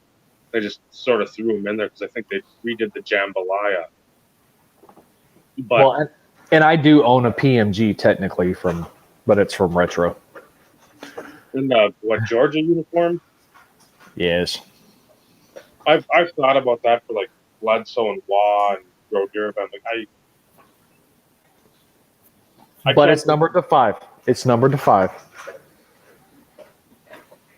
Yeah, they had different. Yeah, I went with the 5 version. Eye appeal versus scarcity. Ooh. Listen, then go back. What's up, Wes? Eye appeal versus scarcity. We talked about the clear focus. I think out of baseball. I think 2000, and those are an amazing looking set. If you want a cheap set that's amazingly like gorgeous to look at, that's like a 1-in-4, 1-in-8, 1-in-6 pull. So you don't have to spend that much. It's going to depend on a myriad of factors. What can you afford? What do you think looks best? Again, beauty's in the eye of the beholder. Steve and I mostly agree on pretty much everything with inserts. I mean, there's some variations here and there, but I mean, we're pretty much sitting in that same boat, rowing the same way. I mean, and then what your Okay. what your particular players are at. Well, and that's kind of where I was going to go with part of that. But on the flip side, a lot of times from a 90s perspective, eye appeal came with scarcity. The scarcer something was, the more eye appeal that it would have. Now, Yeah, that doesn't span all brands. no, But so I showed the Ruby from 97 Skybox Premium. Scarce, but the eye appeal is there. Other things from Skybox Premium that I would consider the same thing was the Primetime Rookies. you have this, which again, it's a 500. It's a parallel of an insert, But at the time, it was still scarce. but now you're not going to pay a PMG price. You're not paying No. a legacy. You're not paying these big astronomical. You find one of a Marino or a Favre, you're probably paying $30-$40. But again, compare that to Kevin Garnett, you're going to pay something 500, or Paul Pierce, anyone from that era. Grant Hill, you're going to pay $40 for insert number 500 of Grant Hill. You're probably going to pay $300-$400 for it. And again, it's Grant Hill, good player, solid career. Correct. But you want Dan Marino or Brett Favre or Emmitt Smith or Jerry Rice? Those are the top of an era. Or do you want Grant Hill because the market is being dictated by outside forces or just a global phenomenon that basketball is? Right. It's always going to depend on your preference in so many categories. But again, if something was gorgeous, you'd jump on it because, okay, it's just a cool card. I always like the die cut. And again, for like $5 for a case hit of a Hall of Fame running back, I don't know. That seems like a deal. If that was Emmitt Smith for $5, I'd buy it. If that was Warwick Dunn for $5, I'd buy it. If that was Ron Dane for $5, I would buy it. Just because I like those cards. No, absolutely. And Bob, it's one of those in which to kind of go back with what Dave said, beauty is in the eye of the beholder. However, when you look at most people, and I'm going to use that general statement, most people, something that catches the eye is going to be the whole eye appeal, the eye catching type aspect. In the 90s, which is why I kind of focused on that earlier, a lot of your eye appeal did come from the harder cards to pull, the higher pack pull ratio cards. Now, that wasn't always the case. Mm-hmm. I was sitting here trying to think just off the top of my head, because and we talked about this last episode though too. Early 90s Topps Chrome refractors were better than what they were later on in the years. So eye appeal was there because the way that they manufactured those cards to create the refractor, the rainbow, Mm-hmm. they weren't scarce though. 1 to 2 a box. Okay, I don't consider that scarce. Now, if you're talking about your insert refractors, maybe 1 a box, maybe 1 every 2 boxes, depending on the insert. But that's still not scarce. But they're very appealing to the eye because most all of us love refractors. I mean, I don't care if it's Topps Chrome. I don't care if it's Bowman's Best. I don't care if it's Bowman Chrome. Refractors are probably one of my favorite technology ever created, and will be until I stop doing this, which will be when I'm 6 feet underground. So, and I can only relate that question to the 90s philosophy. Stop it. Newer stuff. Boys, stop. To me, the newer stuff, I more focused. If it was like autographs or patches and stuff, I focused on scarcity. But if it was parallels or insert parallels type stuff, I focused on eye appeal. Yeah, because again, even like something like that, it could be Greg Lloyd, it could be Bryce Pop, it could be Sean Springs. It wouldn't matter. It wouldn't matter because that you see that, and again, the camera does very little justice, but an atomic gold refractor from 97 Finest, and again, on both sides, that it has the refractor. Yep. Yeah. That one, and again, that's I think about a case hit. I believe so. This is a case hit, and it doesn't look nearly as good as you think a case hit should. So you're like, oh, well, it's a Brett Favre. It's cool. I like it. But again, when I got it, that was a huge disappointment. I knew these would be the Revolution icons. That's like a case hit. But again, there's nothing special to that card. You could do so much more with this. They did. You could have like some sort of foil, like Flair did for the hot numbers with the fires at on the bottom here. You could have, but it's not. It's just a gold foil. So I mean, those are case hits, and it's like, oh well, but you have something like that's a box hit. That's insane. 10 times better. Yep. And I mean, both sides are just. And like I said, it's one of those in which it's not universal. No, you're not going to be right or wrong. It's not universal by any stretch of the imagination. But at the same time, from our era, a lot of the stuff kind of went hand in hand. Dave kind of shut me down with a few prime examples that don't really apply. But at the same time, that's even the same in your newer product though too. I prefer eye appeal over scarcity. If that tells you anything, or if that changes anything, that's really what I try, and I'm more drawn to that because usually it indicates a potential scarcity because of pack pull ratio, or parallel version, anything along those lines. So I don't know. That's a tough question, and to be honest, if you ask me that tomorrow, I may think different. And I guess But price point too.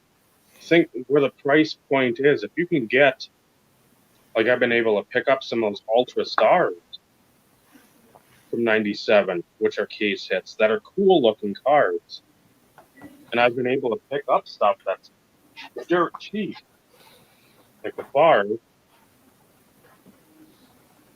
I mean, again, you can't really see it, but the Star has like sparkles on it. It's yep, acetate. it's acetate. Yep. Well, that's a case hit. That's like a $25 card. If you can get Marino on that, Favre, Emmett, Rice, Barry, Elway, maybe a lesser extent, Acre. For that type of price, for basically what you're trying to get in a case, why would you not do it? And then again, if you have something that's not as, I'd say, popular, or not popular, but not as rare, I mean, that's just a parallel. Dot matrix. Yep, 96 Stadium. That it's just a cool foil on that. It's like a trippy foil. Yep.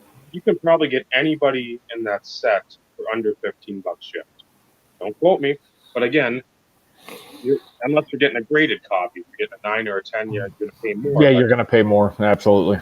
there's another one. I love just the design. 95 Nightmares.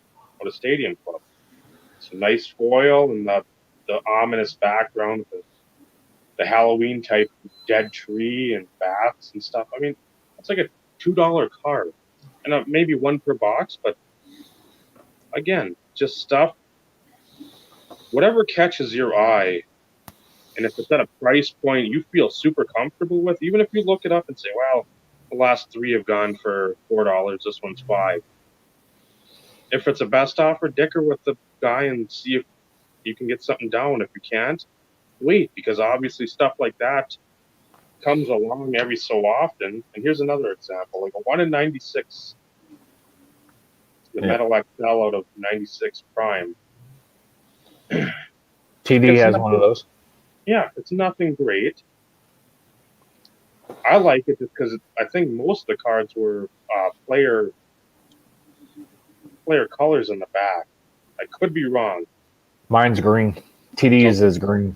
Okay, so just different colors, I guess. Yeah. But again, There wasn't a standard color coordination on those. And that was playoff at the time too. They were all about their colors. Oh boy, talking about the pennants and then the base prime set where that was what, bronze for the first 100, then silver for the next 50, and then gold for the 50 after that. Then 96. It's just, but yeah, there's so much. Again, it's going through everything here, and it just depends what you like. Depends what you can afford. But I mean, you can afford, even if you've got a minute budget, you can still afford nice cards and not break the bank. Again, the shine is not catching on this at all. But I mean, again, that's like a $4 or $5 card. Yeah, I was trying to look through just. Then like the Team Summit. I mean, it's great rainbow foil, little embossing on it. That's probably like a $3 or $4 card. Probably a $10 card for Favre, $10 for Emmett. Z teams are always popular. Yep.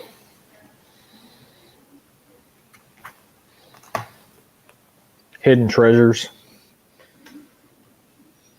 Love that. I love that set. That foil on there's some of my favorite foil of all time. Yep. Overrated. Ooh.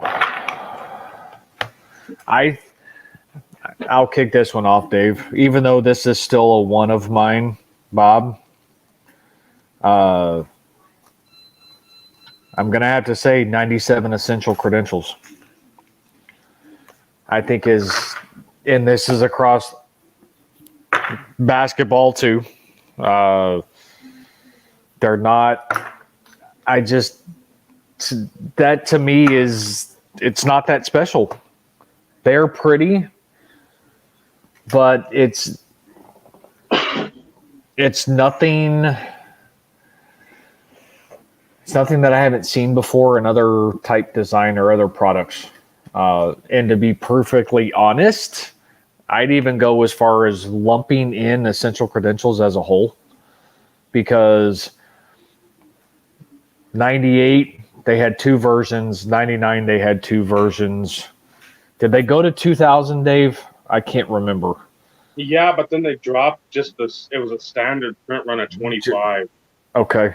And then I think they even went one more year, but it was to 299. Sometimes they run together. Yeah, because I don't know if it went away for a few years in 04. I remember that rookie class, I believe, had but again, it was like to 199 or 299. Something where, I mean, they completely abandoned Standard. They brought them to the table as something useful. Essential Credentials, I would consider overrated. And Dave, I'm glad you're sitting down because you know how I feel about these cards. But later year PMGs, it's only because of what they are. It's only because of the name. It's only because of the serial number version.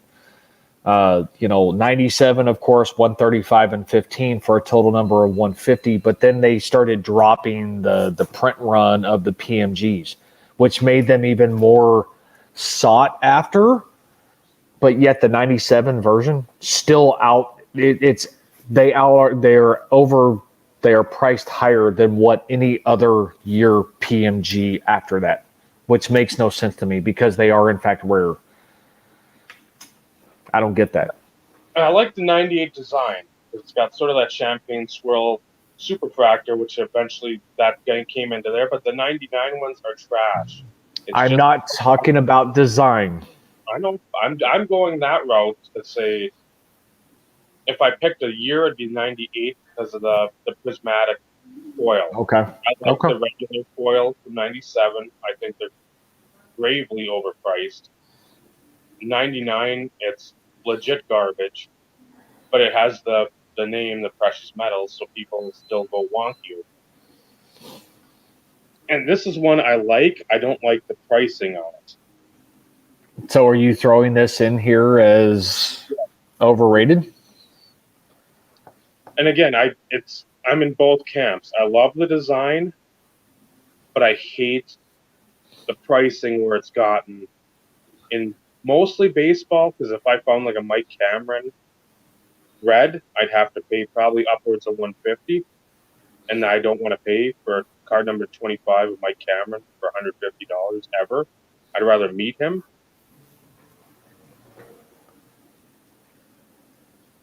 Crusades. If they were priced accordingly, I think I'd like them more. Football, you still the green and the purple. Greens are the 250, purple to 100. Then you get the reds at 25. 25. Good luck. Yeah. Well, good luck finding them. Good luck in ever seeing them listed. Yeah. For that matter. And I think part of my dislike on the design is that Panini blatantly ripped them off and tried to recapture that imagination that Donruss had, and it completely failed at it. Was it Was it Leaf in the early years when they came out with their unlicensed college stuff that they used almost like the same card design as There the was Crusades? I just saw somebody had posted something too. It was out of like a baseball product. I remember that because they had like the yellow, and then the bottom would be black for whatever the 10, and then yellow or green, yellow or blue. I again, you hold a Crusade in your hand, it's great. They're great looking cards. But to hold one in your hand, most of the time, in this football side, again, you're paying a ton for the red of anyone in any sport. But baseball seems to just be stupid. I want to get a Frank Yeah. Thomas. Good luck. I'm not getting one. Yeah, not well. You could with what you and I were chit chatting about earlier. I mean that there's always that possibility. That's Uh, 93 Dynasty Cracker. That's I'm giving you shit though, anyways. Uh, I'm surprised that you bring up Crusades because I know you and I have talked about Crusades before. They are pretty. I mean they are nice. Out of curiosity, would you put primary colors in that same though? As far as the overrated, or do you think maybe I think they're maybe underrated? vastly underrated. Because again, that Bledsoe I picked up, yeah, there's some damage on it, but it's 25, and I got it for like $15. And I already told you, you sir have been extremely lucky, uh, quite lucky. Uh,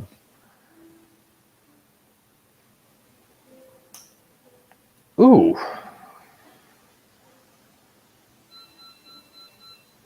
I think a portion of it is because that's why you're seeing a lot more people list some of these products. Again, and that's why you see a lot of the stuff starting to like really skyrocket in price for unopened wax. But as we've alluded to, this isn't like a one auto per box. This isn't like a one patch per pack.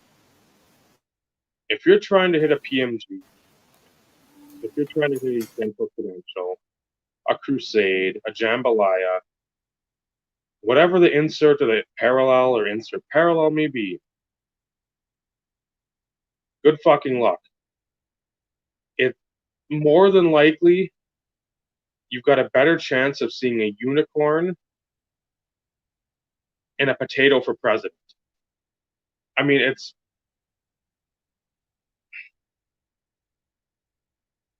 I can see the basketball market has always been different just because Jordan carries it. And Jordan is a oh yeah, and then you have LeBron coming right at the end of Jordan. When he was out, LeBron was in. And it took a while to build him up, but it didn't take long. So again, that you've got two icons that are global legends. Global, not okay. Gretzky's great in Canada.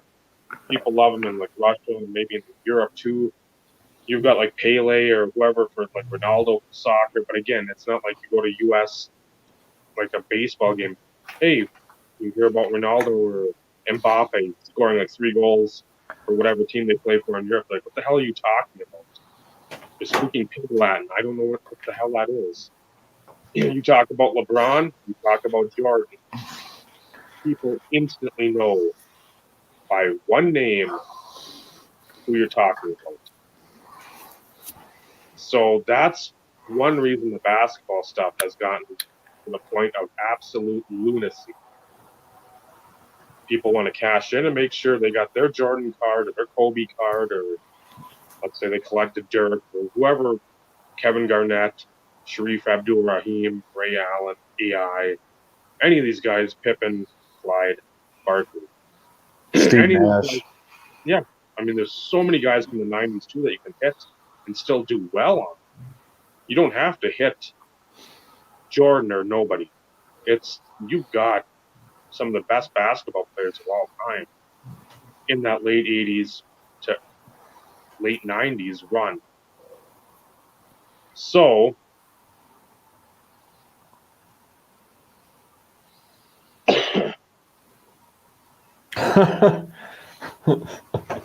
Oh, why not, man? Come on. You don't want to take that risk? it's like, would you rather pay that 350, 400 for a Topps Chrome 2020 jumbo box? Get 5 autos, 3 probably going to be some either 190 AAA hitter or some middle reliever that's going to be out of the league in 2 years? Or do you want to spend an extra couple hundred on, I don't even know what it'd be because I know that stuff is just constantly fluctuating. Something from the mid 90s, basketball, press your luck, say, if I don't hit it, and if that's what you really want to do is rip, what would you rather go for? Would you rather go for something where it's like, okay, I have a chance to get, again, a chance, feasible chance? Probably not. But do you want, if you hit even a low end Dunkin' Donuts, a jambalaya, whatever the hot hands, you hit one of those, you're still, even losing money, you're still doing better if you did well in the Topps Chrome. Well, and it's because it's proven players. And that's the difference. When you're looking at something that already is cemented into the minds of individuals as high priced cards from that era, it's not going to matter. You know, believe it or not, there's still set collectors from back in those times though too that are looking to try and complete sets because those don't always pull up. Or they're not always readily available. And if they are, some people just want astronomical amounts of money. And thank you for highlighting Bob's earlier. Dave and I talk about Kramer's Choice all the time. Kramer's Choice is, I consider it one of the most undervalued, underappreciated insert sets of Ever. of all time. It's a 1 per case insert, and If you're lucky. yes, in that, yeah, that's what I was getting ready to say. If you're lucky, design or not, Pacific, and we talked about this last episode. Pacific and the innovations in the die cutting, and the laser etching and all that other kind of stuff, or the laser cutting, whatever the hell you want to call it. They were way ahead of their time, and I have never understood why Kramer's Choice cards have never got the appreciation.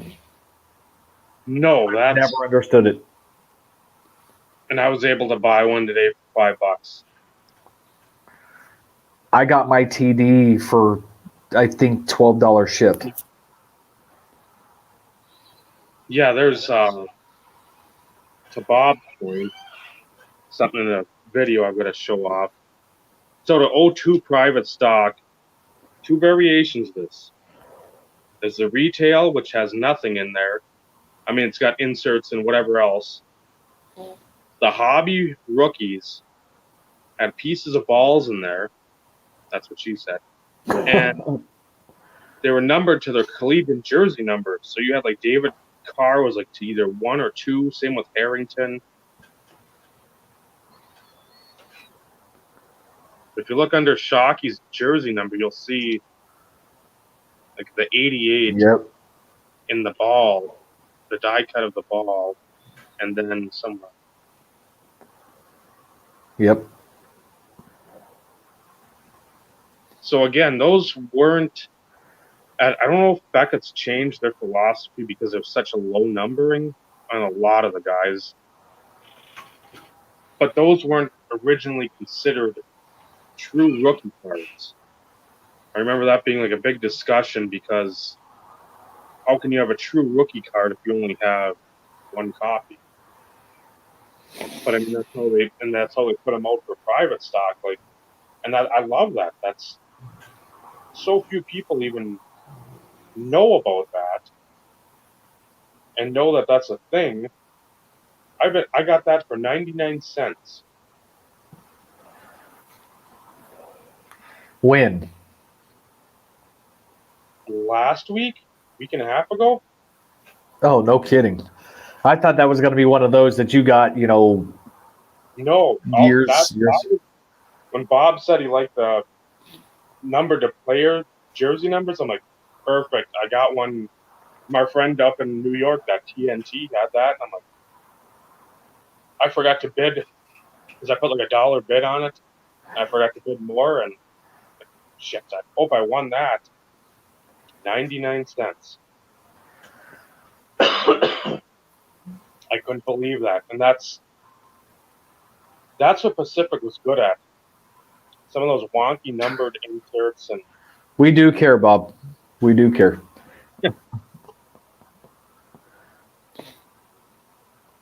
I mean, a lot of people don't like whatever the platinum blue or the premier dates are numbered to 36, and then like O2 Pacific had extreme limited 24. They had the limited to 71, and then they had all their other. I think premier date was 36. So I mean, you had all these numbers, and I mean, again, I'm guessing at the same time I got them, that's when Pacific was going under. Right. So I was able to pick up a lot of the stuff that, again, there might be a duplicate copy out there, but I know I've got a original numbering on it. Right. I mean, I picked up a lot of players that I could. I mean, not everybody, but I mean, I got the Northcutt run, I got the Kerry Collins run, I got the Josh McCown run. I think I got like 2 or 3 other runs, not the runs, but I got Gerard, Ron Johnson, former Gophers wide receiver, played a little for Baltimore. Well, and then, I think. and like you alluded to, them going out of business, they had the backdoor versions that they weren't serial numbered. Yeah. So, and I can't remember the one specifically that you called out. Because remember after 01, 02, Terrell Davis stuff kind of dropped off the face of the earth and kind of rekindled, later on.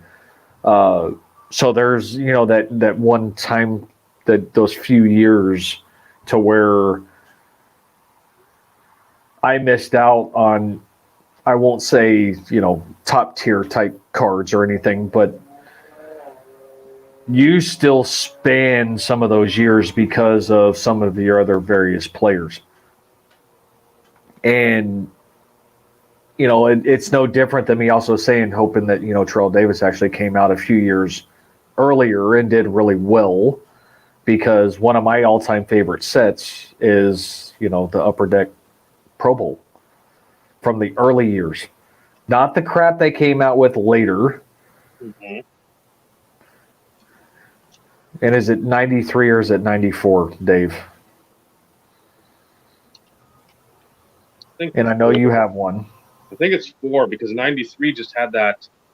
I think that they had a picture of them and then a picture in the uniform, and down the middle was that foil. Yes. And that's why I couldn't remember the year. I mean, that right there. There's just something aesthetically pleasing to me on that. You got hollow foil, then you got the hologram. I mean, it's in that picture from the game. So the only thing that could have made that even better, add a die cut at the top, just at the top, done, like they did with the hollow group. Yep, that would have been pretty much a perfect card.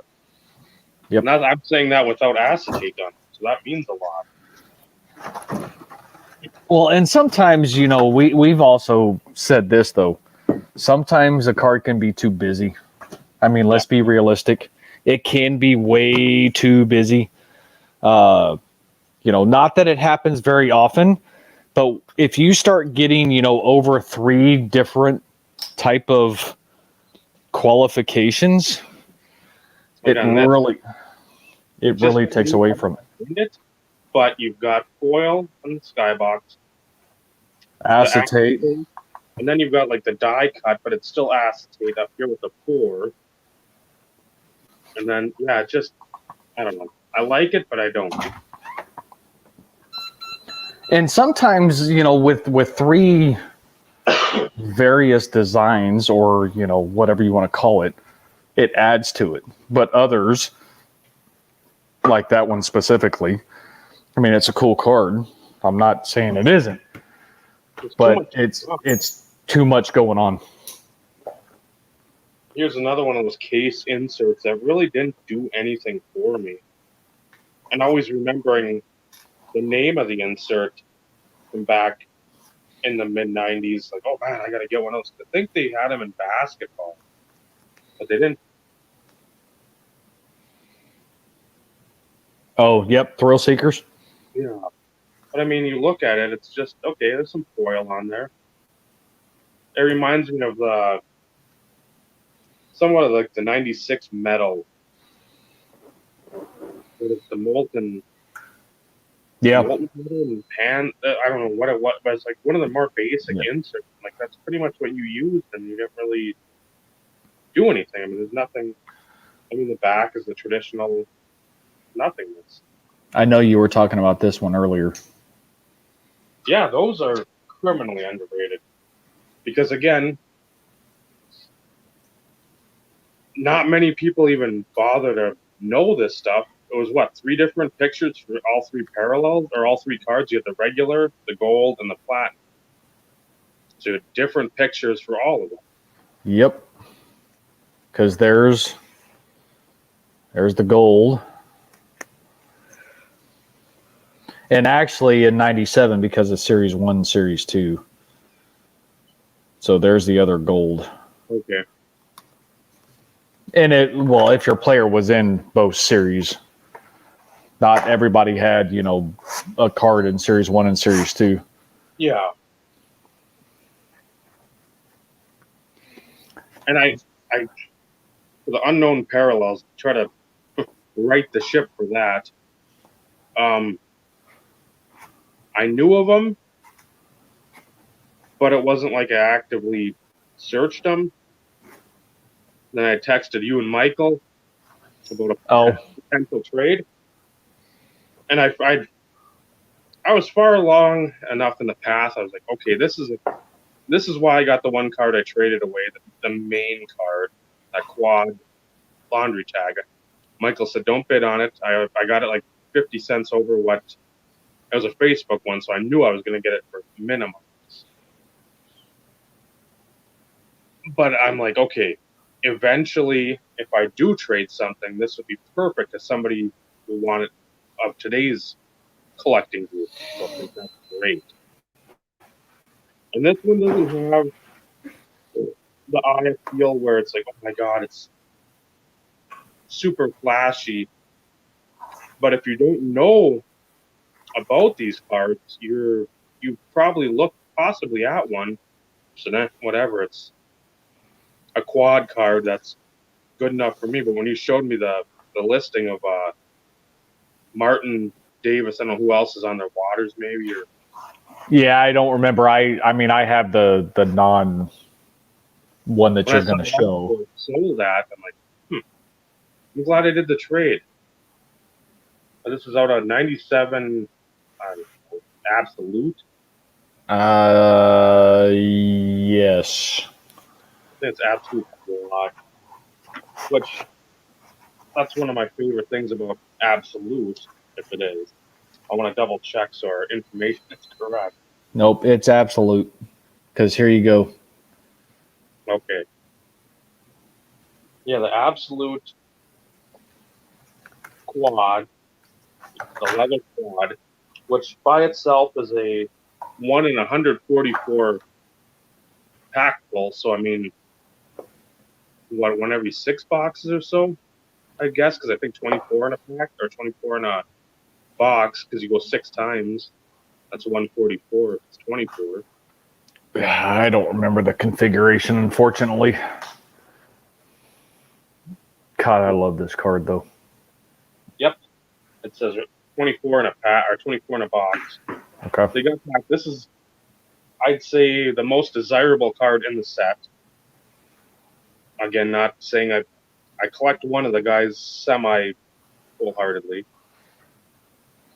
On the back, Favre and Rice, but that little gold star right above my thumb here. These friends were redemption only. Again, I don't know how many were redeemed. That's another thing where you have to take in back then the scarcity. How much of the stuff A was busted, B was redeemed. Hope everybody, all of you that are listening out there, all 7,840. The odds of getting anyone, there's what, 20 in the set? 18. 18. Yeah, 18. So the odds of getting any one of these redemption cards for this particular with the gold star, 1 in 28,800 packs.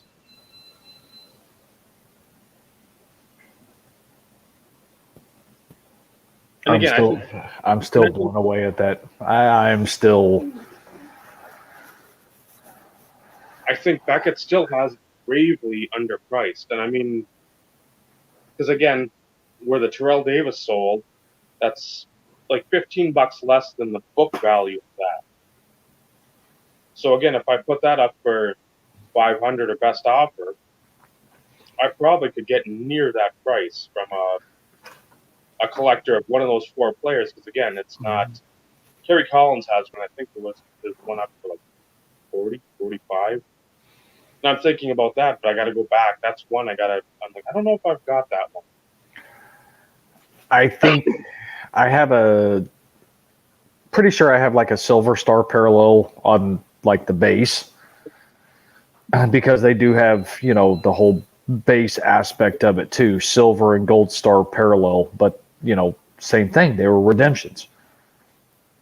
I think you have a better chance of pulling a jambalaya than one of those. That's I had seen the guy post on Blowout that card, and I'm like, oh, that's cool. I mean, I'm like, I know it's got to be limited, but I didn't really look too much into it.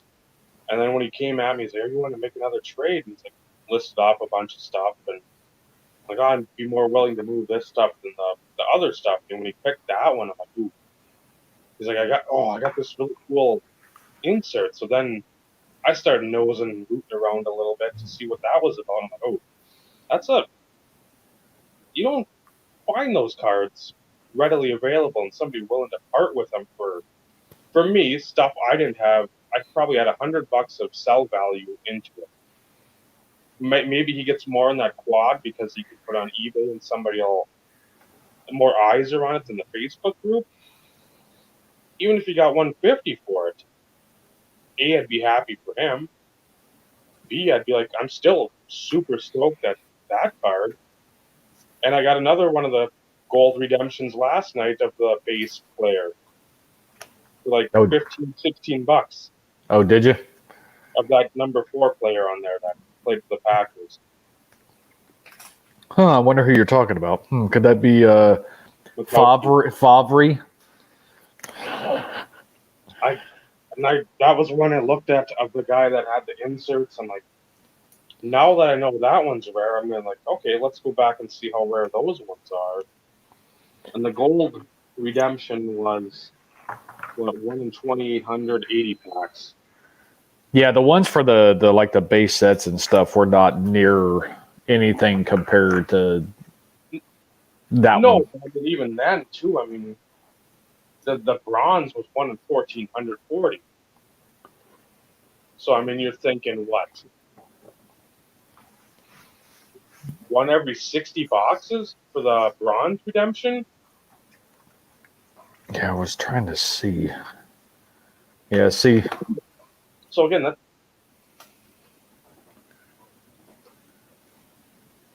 Okay. Yeah, and I mean that's so subtle unless you actually collect it or know about that stuff. That could be something that just slips past your periphery, and you may lose out on a. Yeah, because that's the base card. So I mean, you can tell the difference, of course. But yeah, and I can't. I think I got that in another collection purchase. And what's been kind of nice, at least for me, uh, you know, some cards I've had to, pick up individually and things along those lines. Some of the, what I would consider more some of the super rare stuff, a lot of it has been done, individual pickups. But every once in a while, I've gotten lucky. My playoff gold number to 5, I got in a collection that wasn't even called out in those Mhm. discussions. In the collection video I put up some time ago, the Donruss Elite status die cut, Yep. knowing that it was a need, but yet it was one that was actually for the national serial number to 5.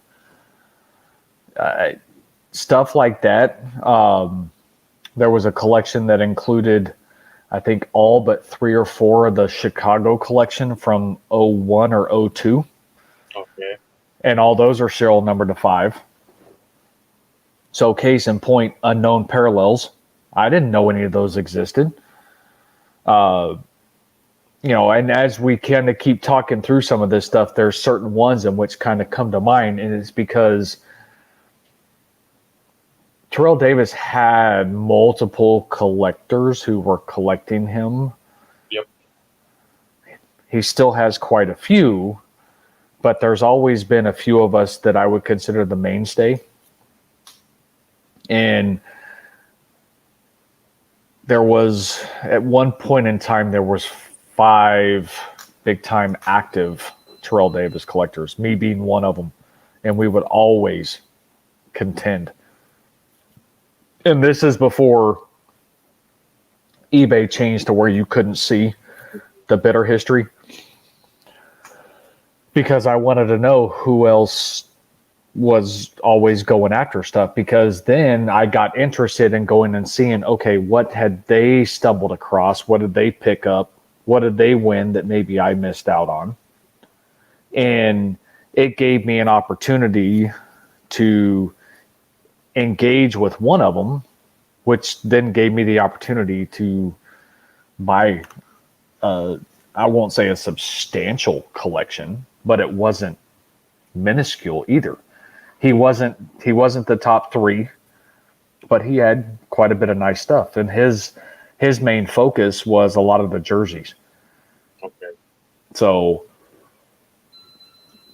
and jersey cards never always piqued my interest, but as a player collector, Gotta fill those. you got to fill those. Yeah, you got to fill those gaps. So, No, that's what I liked about that on eBay. I had one guy that I'd go hard against with Natron means, and I think he still does a little.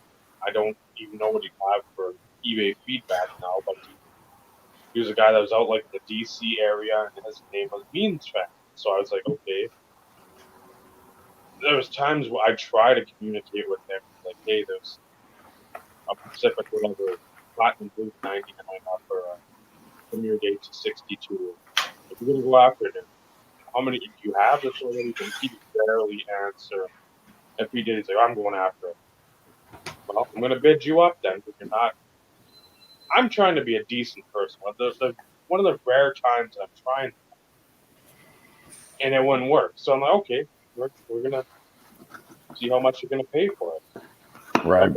I made him pay on several cards, and I just pick up the one that showed up next. That it wouldn't matter because again, with that time frame, everybody was still busting packs. I mean, it was you could still financially do it, not sunk.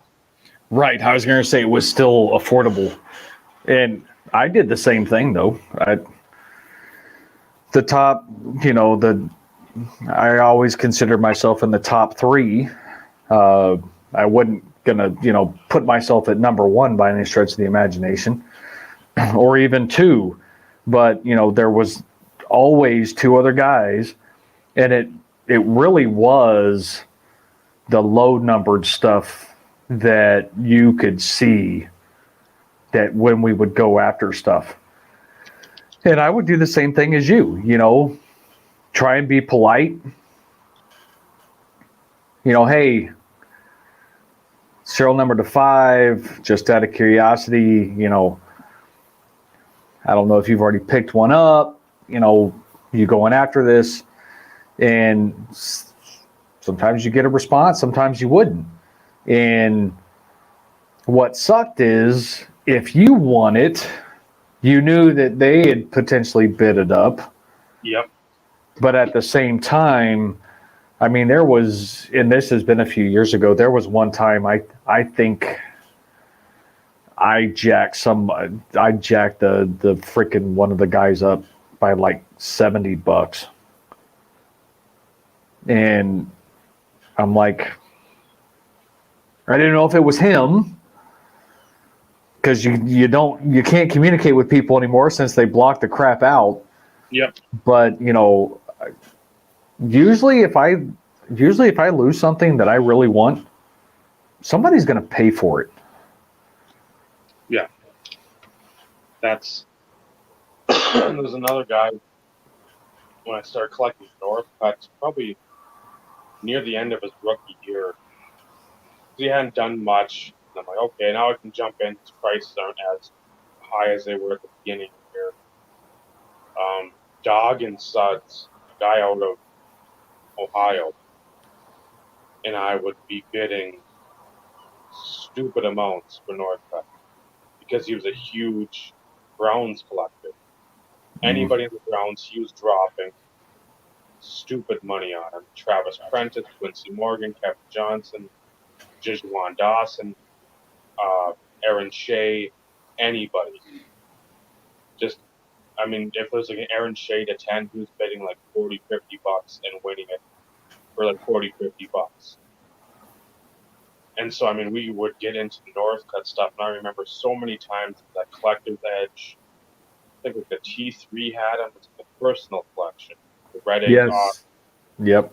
But there weren't just one. I mean, it was like literally a film set of him, just like if you took a picture slow or stop motion based of somebody running, they had a card for every like movement. So I mean, there's like got to be 15, 20 one-on-ones. So anything I won, I think, was over $60. So I mean, when you think of regrets, going back to our first episode, that stuff I'm like, should I really have dropped that much on a one-on-one that really isn't a great one-on-one? Yeah. But the one good part, I was able to connect with the guy after Northcutt pretty much had gone out of the league, and I was able to pick up that Ultra Masterpiece for like $60, the rookie year one. So I'm like, and I still have his email somewhere in my like old Hotmail like, sports cards folder, and every so often I just message him or email. I say, if you got any more Northcutt things, let me know. Always here to buy them. I'll pay pretty much whatever you got in mind. And I mean, I'd still pay. I don't know. I think I've got the Flair Showcase one too. But again, one of the whatever freaking parallel they call it. Piece. The I've what? got the legacies. I've got like 3 of the legacies to 20, but I mean, I've got the masterpiece. I think one of them. Do you? But I mean, it's all stuff we bid the hell out of each other.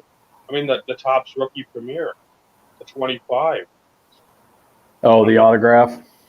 I mean, I'd bid like $9,500. I'd still lose to him every time. So he was buying multiple copies, So kind of like you. Killing each other. Yeah, those would be times in which I'd have a hard time not having buyer's remorse. Although it wasn't about the investment of him. You enjoyed, I mean, you liked him as a player. You had your mindset on him. So to a certain degree, buyer's remorse doesn't come into play. But even then, you're thinking of the amount of money that you invested, and you're still a long-term investor. We talked about this last time. At the end of the day, as a collector, a player collector, set collector, and you're not after all the high ultra modern stuff, you are a long-term investor and hoping that at some point when it's your time, if you plan on collecting all the way until it's your time, when you're 6 feet underground, you hope that you can pass it on to your kids and that they get something worthwhile out of it.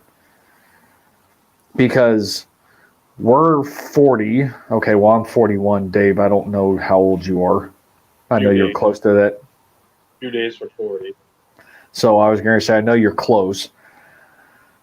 I mean, even if we live to 75, I mean, that's 30 years from now. Some of the stuff that we have in the collection is already, 23 years old? Yeah. Well, 25, I'd say. Well, from 95, it would be 25. Anything, I was like, I'm thinking 97. That's the first thing that popped in my head. But, 20 to 20, we'll say 20 to 27 years because you go Bledsoe in 93. When we're 75, that's 30 years from now, that's vintage. You know what I mean? So, and you can only imagine what the possibilities are of what some of the market would look like. And that's a tough, not thinking of like, oh, it's going to be, you're going to die in the collection. Who knows what's going to happen to it? Will Naomi part with it, or what will happen, or what will happen? I don't know. But the thing is, like, man, for us putting in all the work, all the efforts, all the avenues, Thompson, eBay, Beckett, Blowout, all the forums, Facebook, anywhere we can go to try to find some cards, we will do that. And to just think that whoever gets it at that point in time, then whatever they do with it, it's just pretty much going to be split up. Yeah. I mean, not that it matters to us at that point. We're dead, but still. I mean, I plan on getting buried at least with one Josh Johnson, one Northcutt, and one Collins. Because, again, those are my 3 guys that probably McCown, throw it in there in a Brave. So, but those people I've followed for pretty much their whole career and not wavered 1 second. Like, I'm not going to collect. No, I've only spent $10,000 on Collins. Why would I stop now? Who cares? It's like, right.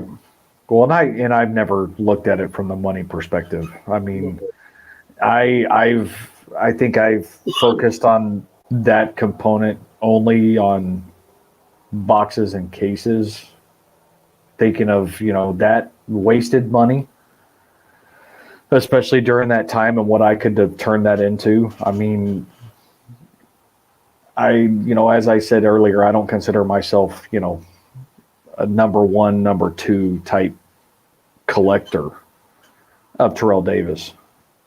I know I have a shit ton, and I'm very proud of what I've accomplished in the amount of time I've collected. But at the same time, it could be that much higher if I would have swapped that focus and that focal point during the time in which I was busting, boxes and cases and doing group breaks and all that other kind of stuff. Because during that time, it seemed some of the rarer stuff seemed a little bit more readily available because, for whatever reason, people were more willing to part with stuff. And of course, it was cheaper in those times, though, too. But, at the same time, would I go back and change it? No, because I had a hell of it was a lot of fun. I mean, it was a lot of fun. Helped me send out a lot of stuff to people, which, that's what builds the friendships and the relationships, because of the love and the love of the hobby. But at the same time, it's like, crap. Is it possible? Could I have actually had, could I have already had my precious metal? Could I have, some of the PMGs? Could I have had, some of the essential credentials? The low serial number to 5 cards, that type of stuff. Shoulda, coulda, woulda, and, and it's still an if.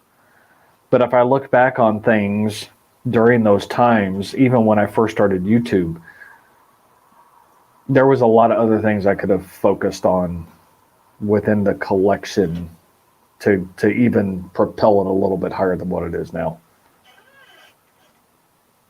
Yeah, I look back to, I'm terrible with multiples. You know that. Pretty much anybody that knows what I collect, I'm terrible with buying not just one copy and satisfying that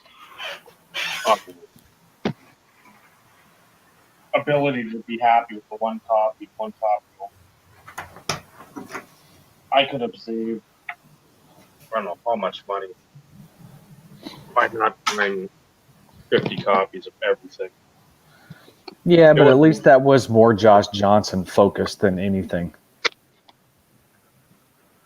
Yeah, that is true. So you didn't do it with everybody else, So I mean, if you did it with all your other collection or your other players, then yeah, that could have been a little excessive. Collins, I never tried to get more than one, just because I knew he'd have stuff constantly coming out, and I'm like, I gotta sort of, if there's something that's super cheap, maybe. But even then, it's like I've got the one, I know what it looks like, I'm good. McCown, There's always a few that I wanted to get, like that private stock. I've tried to get more of those because the number 12, and I showed that Shockey early. I love those cards. Mike Walker, I spent way too much on. I thought he was going to be good for Jacksonville. That didn't happen. Johnson, that is hoarding to the extreme for a player collector. I mean, I don't know how many Topps Chrome rookies I've got. The auto, the refractor, I've probably got like 30, 25, 30. That's enough for 500. Probably got a good solid 8 to 10 on the black, the 200.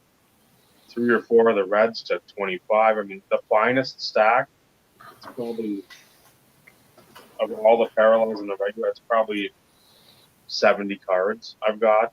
And there's like 8 parallels in there. Who else? Jace Amaro. Again, that's the one where I'm like, you know what? I got to stop player collecting. I got to stop because I'm not hitting on anyone. I mean, people aren't even in the league for more than a year. Like, that's just quit that. Let's go back to picking up whatever looks cool, whatever I missed out on from just so tunnel vision for picking up players, and then the inserts, which I've always loved. Right. And even at that, though, I mean, even that kind of bothers me that you would say, stop, player collecting, because that's who you are. Yeah, but I think current player. No, and that's what I was getting to. Who gives a crap of these newer guys, these newer rookies? Because it's across all sports. You never know what's going to happen. You never know how they're going to pan out. They could have one great year, and then next thing you know, they're gone. At least if you focus on, I don't want to say, focus on Barry Sanders, Emmitt Smith, Troy Aikman, Brett Favre. I know you do Favre. I know you have a small Favre PC and things along those lines. So you stay tried and true with those that had a hell of a career. They were in the league for an extended period of time. the values are never going to go down either. So to a certain degree, and I know this isn't about investing, but it's a safe investment when you stay true to those players who had a decent career. Even if they don't make the Hall of Fame, you focus on the collectability and the those individuals that liked a certain player. And you do that quite a bit, and I've noticed that really more as of late. But on the flip side, you're also looking for one of those steals, and you do really well with those because you do the research, you look at stuff, you check the ratios, and your snag of the Intimidation Nation 2 Emmets for $20. You can't go wrong with that. Even though you don't collect Emmett, you still can't go wrong with that. So you taking a different approach and looking at things a little bit different, I think it's going to continue to, allow you the opportunity to just continue to build and build and build and build to where by the time you sit down and really take an opportunity to really look through stuff, you're going to be like, wow. Because I do think the football market is going to have to change. What's going on, Brad? It has to change. Although we see it in a few certain inserts or parallels, it's going to have to expand at some points. It has to. And the worst part, I think, for football, and I don't think it's a knock against them myself and my own viewpoints. But right now, they've been under their canopy of. It's not even a black cloud. It's just when you get in the media and you start hearing the president compare kneeling to not respecting the country. That just sort of, even if you love football, I've heard it from people here at the grocery store I've talked to. There's a Packers fan, he's like, I don't want to watch the games. These guys are stupid. He's like, again, we don't have enough time to talk here or there or anywhere about personal beliefs, views, all that stuff. I just think that, and that might even start to trickle in the NBA with what they're trying to do with the Black Lives Matter stuff. I have no problem with any of it. I'm just saying for the NFL, I don't know if it'll ever be as popular as like basketball insert wise because of possibly that, like I'm not 100% sure, but at the same time, it's something to sort of take into consideration because you got a lot of collectors now that are newer that instead of buying the cards like, hey, this dude on the field does great. No, this dude supports this other guy that kneeled. Who cares? Last time I checked, it was freedom of speech. I mean, and again, we're not going to get the schematics of politics here and what we don't. That's not what that any of this is about by any stretch of the imagination. No. And I think to a certain degree, I mean, there is that possibility because of, and I don't even want to call it as negativity. No, it's not. But there are still varying opinions, and everybody has the right to their opinion. We've had these, I agree. 100%. So I think that can play into, some of this, but at the same time, and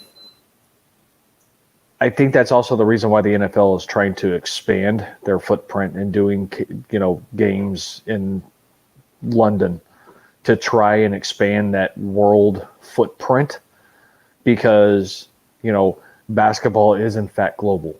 Baseball is global because you have, the Japanese leagues and things along those lines. People leave playing in the majors because they're not good enough to play in the majors to go play in, the Japanese leagues and things along those lines. With football, there's three options. I mean, you have the NFL, you have the CFL, which they've opted out for upcoming season because of monetary reasons. And then, of course, you had the XFL, which, it had promise. I mean, it really did. Early on, it had promise. It seemed to be doing fairly well. And the fact that they were going to try and leverage it as like a test league for, potential rule changes in the NFL, thought that would have been a great partnership to, look at those opportunities. So to a certain degree, they're trying to find ways to expand it. But at the same time, I still have a hard time thinking that just because it's not as respected, that may not be the right word, but as renowned, you kind of get where I'm going with this. Yep. That would ultimately change the market cap for the demand on some of those cards. I mean, to me personally, I wouldn't consider soccer. And hey, I played soccer. I loved the sport. Okay, I loved it. I played it forever as a kid, hoping that it was actually going to take me to college. That didn't happen because I stopped playing before I got into high school. But soccer is even more well-known and popular when it comes to parallels and inserts. Now, granted, it is the newer product. You're not seeing a rush on, 90s versions of soccer cards, because back then it was, indoor soccer. Outside of that, you had the Olympics and stuff like that. I mean, you had World Cup and all that other kind of stuff. Yeah. But is it truly just because of popularity? Or is it because people just haven't looked at it the way that we do? I'm just, and this is for anybody who wants to comment too. I'm just kind of curious because I've always, basketball was the first to skyrocket. Mm-hmm. And a lot of it was Jordan. I mean, let's be real. A lot of it was Jordan. Then you had baseball. And now you're starting to see a fairly steep climb, even on the hockey front. Mm-hmm. And I get it. All of those are their world. I get it. I mean, is it? I'm hoping somebody responds because I know where where you're coming from, and to a certain degree, I think that to be true as well. It's one of those in which I would hope that there may be somebody else's opinion or thought as to why football doesn't get the love that the other sports do, and taking into consideration that soccer is ridiculous in certain instances, and all of that is newer stuff. It's not stuff that we show in this podcast.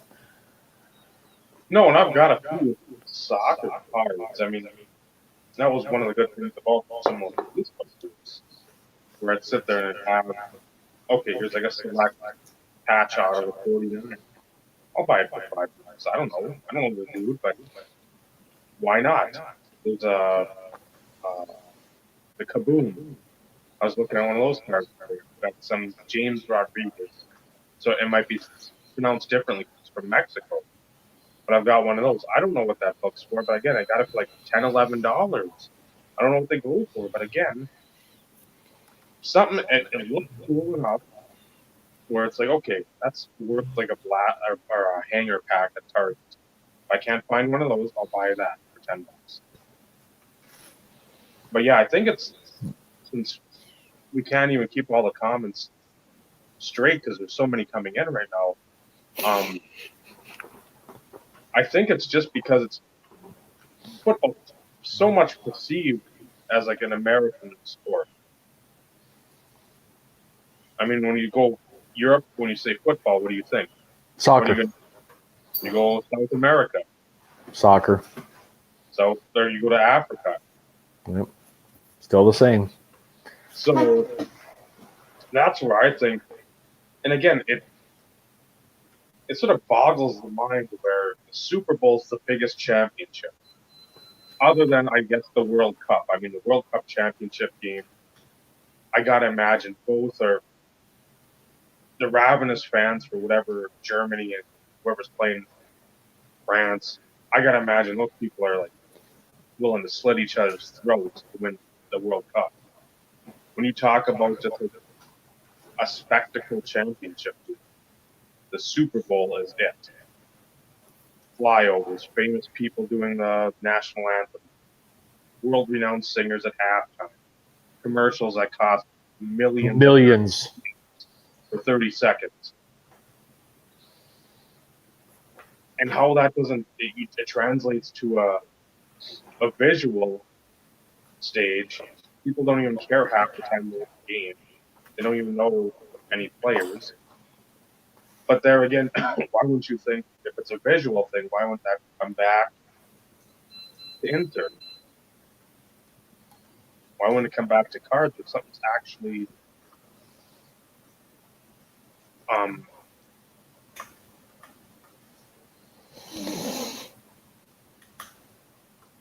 something's actually a visual thing where you can pretty much get stuff for pennies on the dollar, considering all the other sports.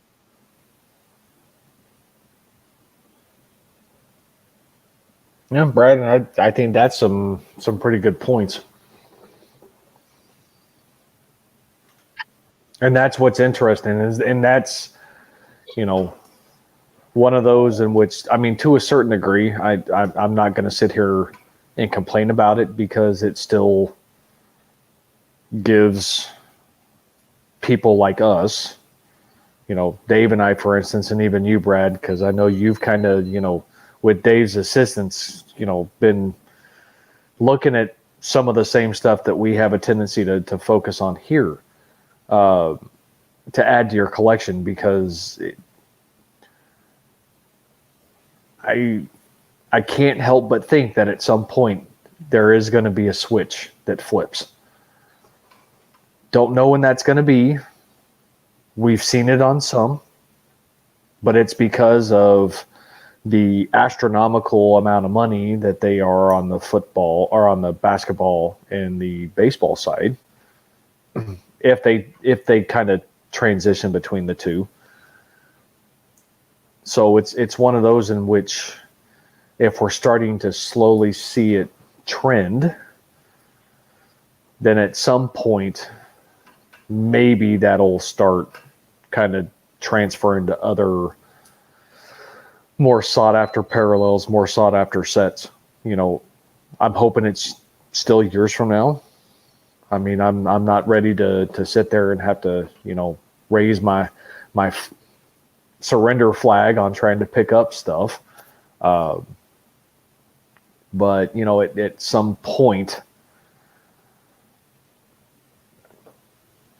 you hope that something does change. But then again, you have to hope that the Yeah, general but populace in this hobby has the intelligence and the foresight to go down that path and put their money in that particular category, which with anybody today trying to do anything that you think is logical, that's a challenge in and of itself. I mean, just well, like Vinny alluded to, I think it's interesting that the way that he words it, if you truly look at ratios, pack pull odds, that ultimately should dictate pricing, market pricing. Beckett at one point, your higher pack pull ratio cards had a pretty substantial value compared to those that, of course, were a lot lower. But at the same time,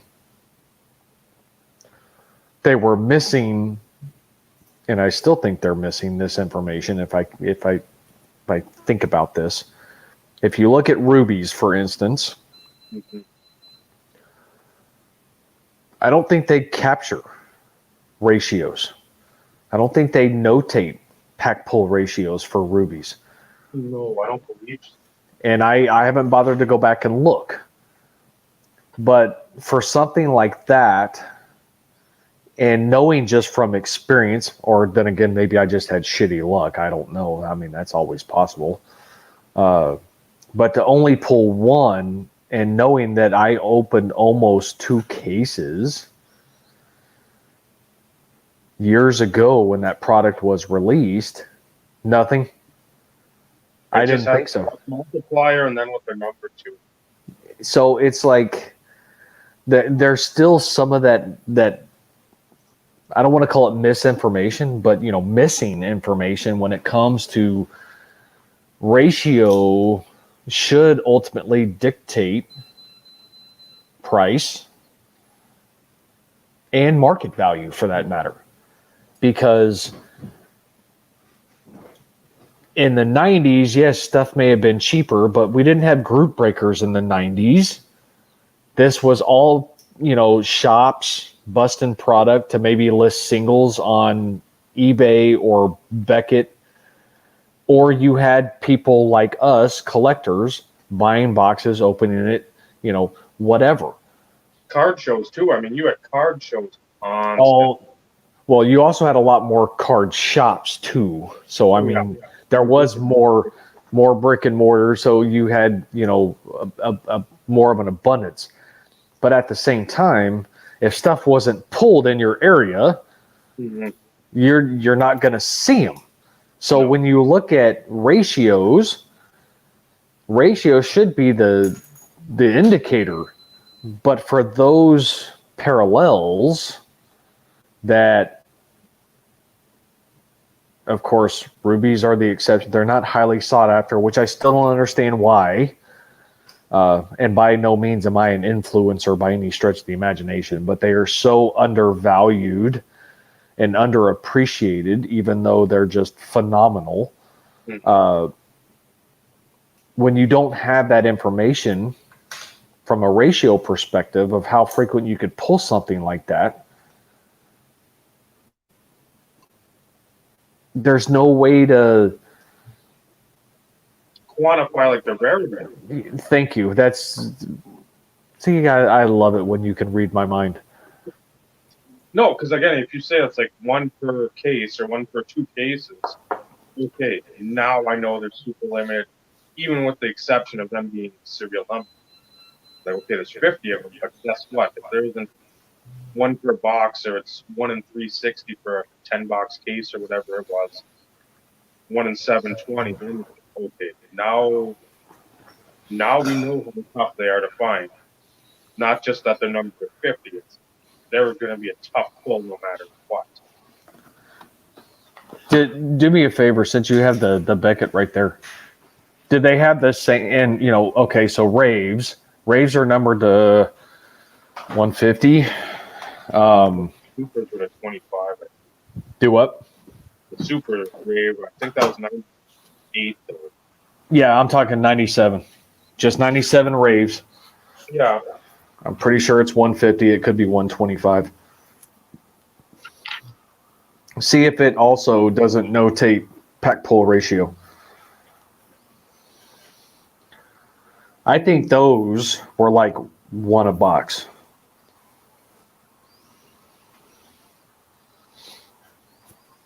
What was that under? Is that Skybox Thunder?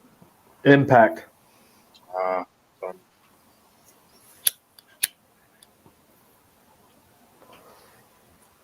And they may have been 1 every couple boxes. One every 36. Yep. 1 a box. So that I could understand the possibility of not, holding a premium or anything along those lines. So, And I've heard too, and I hate it because, and this has been on some other podcasts where they've had people that are in the know of like the print runs of more current product that's not like a flawless or whatever, it's just like upper deck hockey. They don't want to give their numbers away because it lets the competitors or anybody else know how many they're making. Which I'm like, who cares? You've got people literally eating anything you put out from the palm of your hands.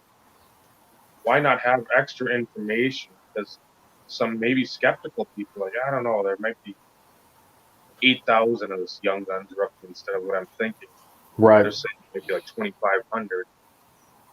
Say it's whatever number it is. At some point, and we got into this last time in the last episode, you have to have the consumer, instead of just constantly eating whatever's being put out, question like, hey, I want a little more information so I know that my investment, even if it's a meager one, is going to be something I can sort of feel comfortable about, even if I don't break even on the box or whatever it is. As long as I know, okay, Classic used to have like one of like 60,000 boxes or whatever it was. Way back. This is 92. Oh, yeah.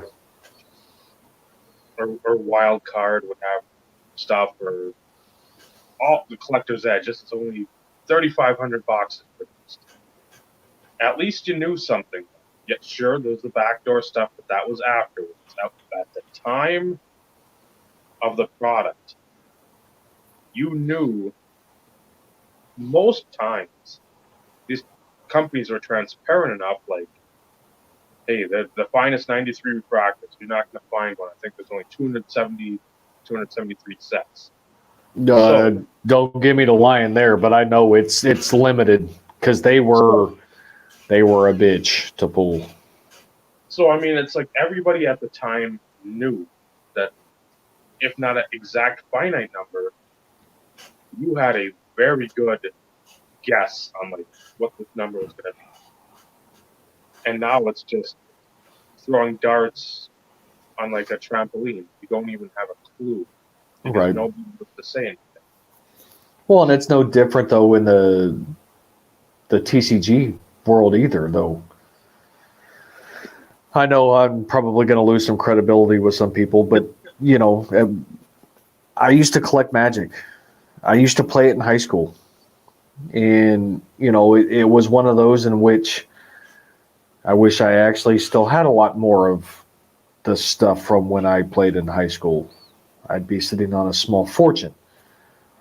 But, even in the TCG world, Wizards of the Coast or whoever's producing anything, they're not transparent as it pertains to any production numbers, number of cases, now early on, you knew alpha was limited to so number of sets, beta was limited to so number of sets. But after that, you had no freaking clue. Mm-hmm. And it's almost like this big freaking secret because they don't want the consumer. I wouldn't go that far. I don't think I got more cred. But why inform the consumer? Because at the end of the day, whether they do it to play or they're doing it for investment, increasing the knowledge and passing on that knowledge is actually going to get them to potentially buy more. Mm-hmm. So it's like the adverse effect. If you know that the newest product coming out is only limited to 10,000 cases, that's the entire print run. There is no more restock. There is no reprint. It is 10,000, and we're releasing X number on release date, and then okay, maybe we do a restock later on, but this is what it's capped at. Would you not think that those people who have interest in that product, whether they play, invest, whatever, do you not think that they're going to actually try and get more? Because it is ultimately going to increase in value. Mhm. I've never understood the inability for manufacturers to be fully transparent with stuff. Because do they don't think that we can handle that info? I'm trying to understand, what if I was in their shoes, if I worked for them in marketing or whatever, what argument would it take for somebody to convince me not to convey that information? I don't get it. No, because again, you put out a product. Let's go with, again, like 97 Skybox Premium. I don't care if you have 10,000 cases, 50,000 cases, 5,000 cases. It doesn't matter. Just let me know how many of those.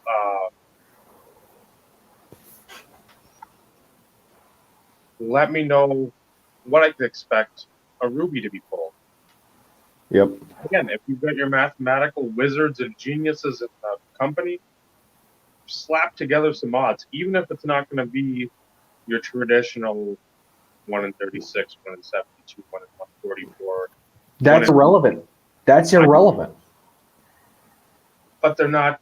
That's the thing that they've done over the years now, where they have no odds in the back of the packs. Topps has done decent, but again, with how much product they're pumping out, I want to know how many base cards you're printing. Right. Because it just seems like you can fill 20 landfills and you still have more. So Vinny, I'm going to give you a prime example. Give you a little history lesson on this guy.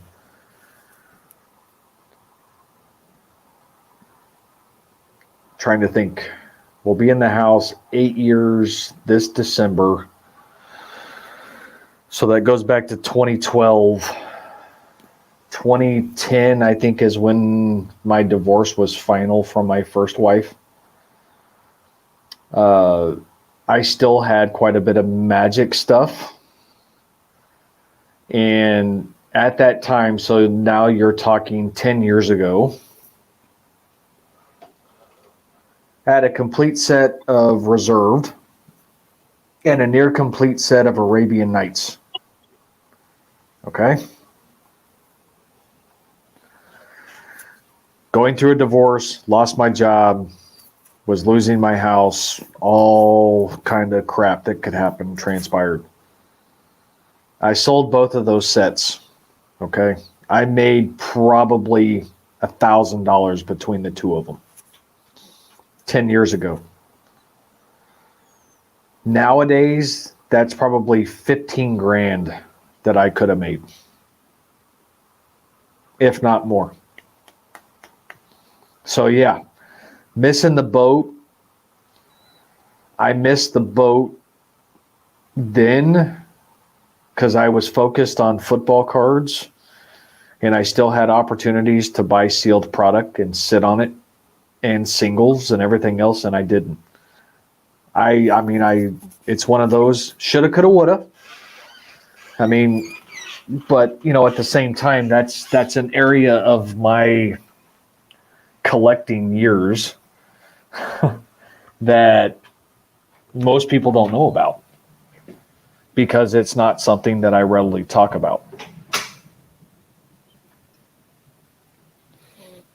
No, that's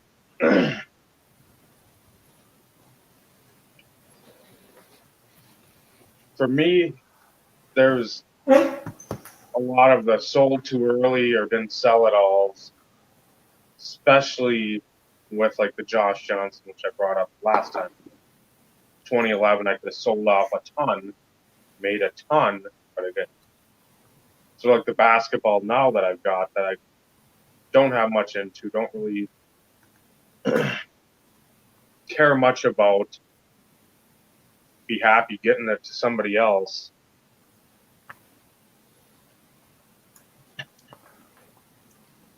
No.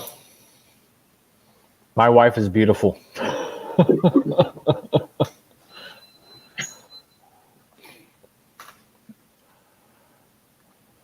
It just depends on the timing, obviously, but of the timing of your life, what you got going on then. Because again, Yeah. a lot of people sell out because whatever's going on with them, myriad of things. And a lot of people buy just because me, I don't go to the bars and waste my money. Don't have a gambling betting on games. I don't have any of those vices or whatever you want to call them. I don't have these other things going on where I don't fish, I don't hunt, I don't have to buy a gun, I don't have to buy ammo, I don't have to buy a pole, a reel, a license, bait, boat, wheelers, all this other stuff. So whatever expendable income I have, I try to just dump it back into cards because Also, A, I like it. B, I know something about it. I pretend to know something about it. And C, in my mind, I always go back to being like a teenager. right. And that's So you want to talk having. about other hobbies? That's probably not showing up very well. What the hell is that? Paintball. Okay. So that's my issue. And my wife and I both play, so we're getting back into it.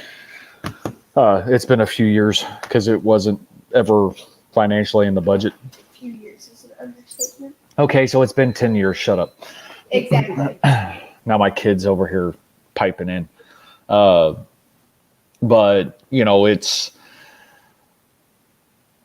I have interests in a lot of things. And, I always go back to cards. That's because it takes me back to my childhood. It takes me back to those fond memories. And, you know, we talked about in the first episode, my grandmother. My grandmother is the reason who got me involved in sports. And then was really the first one that started purchasing packs and stuff. So it started becoming something consistent. She's the one who took me to the card shop. It wasn't my mom. It was always my grandmother.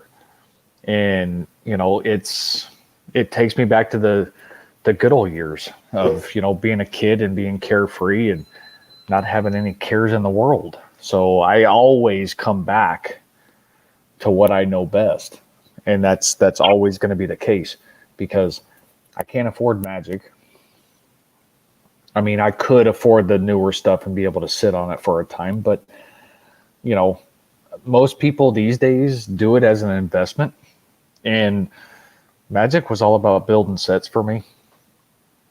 And then those few decks when I actually played. But outside of that, I'm not into the whole investment type thing. Although those people who have done it and stayed true to form, stay the course, long-term investment, they've made decent money. It's just like, expanding your portfolio if you're playing the stock market. It's no different. Have multiple avenues in where you are investing. So I know that's a little off topic, but I said that, I don't know where it was on one of the podcasts. I said, instead of just, you like Terrell Davis, 100% fine. I like pretty much anything that shines. And that's why I always go with the diversify your portfolio. because you never know what's going to hit, what's not going to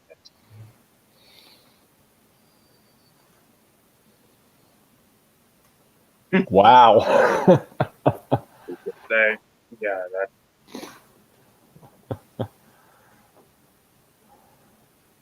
Well, I wouldn't publicly announce that, Bob. That could be trouble for you. Not only for Brad's niece, but everybody. Yeah, but But then that's again, some of these cards. Just because, again, you look at the buy-in. The Siakam Gem Mint 10 was like a $10 card. It's risen a bit. a bit. Are we really gonna, downplay it a bit? About 180 times. I mean, come on. 200 times above what I got it for. So again, the stuff like that where, and I'm not an investor per se. That stuff is just like, oh, it's cool. Most of it's been sitting in a box, or I just try to shuffle it around and organize it. But it's not like I'm sitting there and like, oh, when are these gonna pop and jump up in value? It's like the Luka Donruss rookies are going between 120 and 150. Donruss, not Topps Chrome, not Finest, not something like that. Topps or Donruss. I get it. So it's just like I thought that's like a $10, $15 card, and I look it up and that's insanity. So if I can parlay those cards, which I have no real connection with. I mean, they're cool. Some like the Kobe jersey, that's a cool card. But again, it's nothing I care about. The Durant auto out of the grouping is probably my favorite card. But again, if that's going for 100, I know I got it for 55 right a couple of years ago. So I mean, it's like, put those, if I can get this, work out a deal, put those funds into something that will probably drop people's jaws. I'm fairly good at that. I found that out where if I sell something, I can buy something, at least to most people, as impressive or more impressive than what I sold or traded away. Well, for some of us, that is an accurate statement. Those who can appreciate the scarcity, the rarity, things along those lines.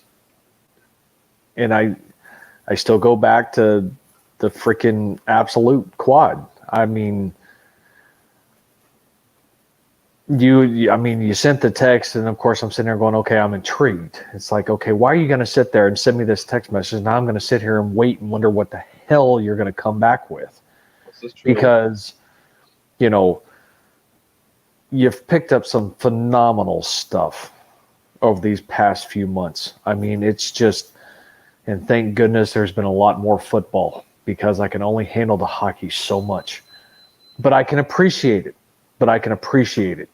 Because it as a 90s insert guy, I can appreciate it. So I get it. But I struggle watching them because it's like, holy cow, give me some more football to watch. And then, of course, you sent me the picture. And like I told you, what was my first question? Is that the gold star? Mm-hmm.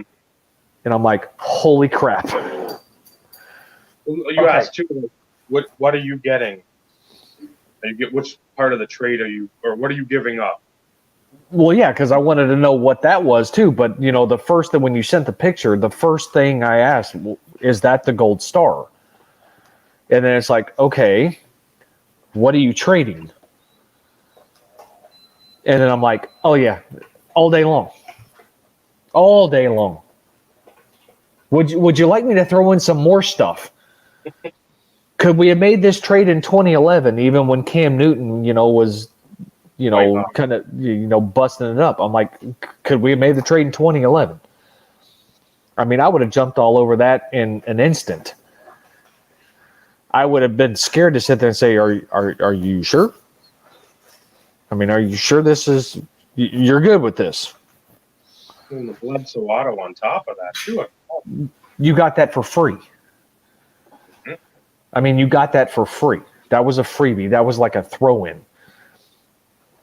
But at the same time, you know, me giving you a little bit of extra insight, I guess, and showing you the Terrell Davis that, you know, I missed out on. I was like, he's basing that trade or that value based on this. Because you looked at what he said, roughly what the value was. That's exactly what it sold for. Yep. The one you got is the highest card, the highest value card in the set. By like twice the second card, or even Yes. So the fact that, you know, that's what he was basing it on, it's like, I don't want to talk bad about the guy, but he didn't realize truly what he had. Mm-hmm. And I'm not saying that you gave him crap. It's stuff that he wanted. It's stuff that he was interested in. He got more than what I would consider good, fair value. Yep. You didn't rip him off, but at the same time, he didn't realize the rarity of what he had. You want to see something creepy?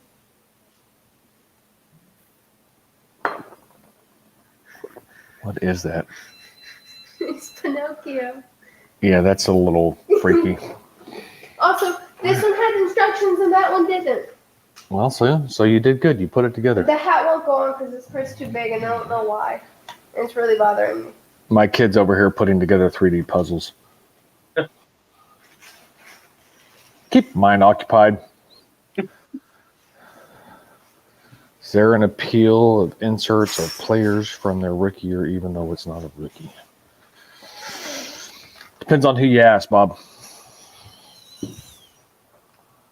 I think we talked about it, Bob, the other night. The Topps redemption for like the Kobe rookie year, those prismatic atomic refractor.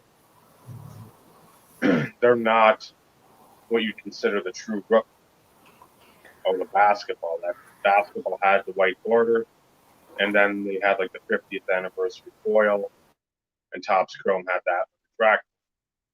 Those redemptions, I think, were 1 in 36. As I told you, I absolutely love them. I found today that Allen Iverson I've got. I still regret trading the Kobe. But that one in particular would be a big one that I really enjoy, even if it's, I'm trying to think, John Wallace, even if it's a New York Bond, those are such cool cards for me. Just because you saw like the comics, the paper top, the Bowman Festival, or the founder of the comic wasn't really that behind. I mean, that would be one that I think of being a big one. The 92 representation, Frank Thomas at the time, but that whole set was white hot because it was jumbo pack only. So, I mean, you had the Frank Thomas. I know he didn't have, I don't think he might have the clear base card. That base clear card is green and craft. Unlike the 91 yellow. Since that's what we talked about last time. Sorry, Dave, I didn't mean to cut you off. The Pinnacle, again, I'm trying to think the Pinnacle, but again, they didn't have the rookies, the Bledsoe rookie, the Rick Meyer, the Bettis, Curtis Conway, Mario Bates was here late, Stubblefield, all that class, those Pinnacle rookies inserts. Even though they didn't have a regular rookie, I don't believe, those things were immensely popular. Selected, but I don't remember Pinnacle having true rookies that. Oh, you're trying to like make me go way back in my mind. You'd probably be better off doing a search in the Beckett, but I think there is certain appeal, but it depends on if you truly are thinking, if you're really asking about appeal or collectability, then there is some to certain individuals. However, if you're talking about market appeal or, market price, market, anything along those lines, then it all depends on the insert. So if it's something that's well known, let's say a rookie sensation, there is some appeal to those because it's a known insert. But at the same time, most inserts are not going to hold the value, so to speak, or the saleability. I mean, you can sell them, don't get me wrong, but you're not going to get near the price that you would for like I don't want to use the term flagship rookie, but a standard rookie card. Parallels, you may see an increase depending on the rarity. What color, Brad? Is the bronze, silver, or gold? And I'd say the Shaq Beam team rookie year, that still sells fairly well. So I picked that one up, and I'm like, well, I'm not going to be doing that unless I really want to splurge. The Ultra All Rookie team, I think, is the Shaq All Rookie team with all the TV screens and stuff in the back. Raw, it's still reasonable. I love that card. It's still reasonable. Graded, good luck. Oh, that was another steal from one of the Facebook auctions. I think I picked that one up for under $5 raw, and that was like $100 card back in the day every time out.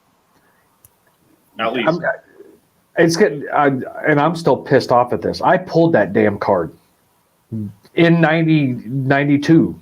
I pulled it.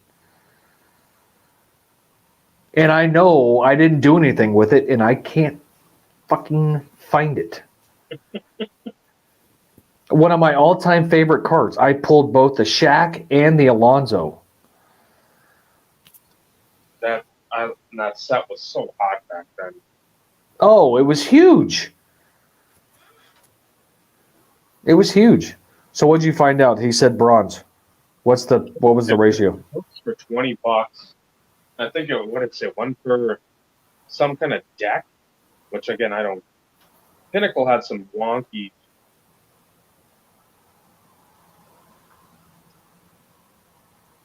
This was one in every $14.99 Express Metalworks special box. So I'm guessing some kind of an exclusive thing then. Like it says one for a master deck. Which again, that goes back to like the Magic the Gathering or that type of where you get the deck.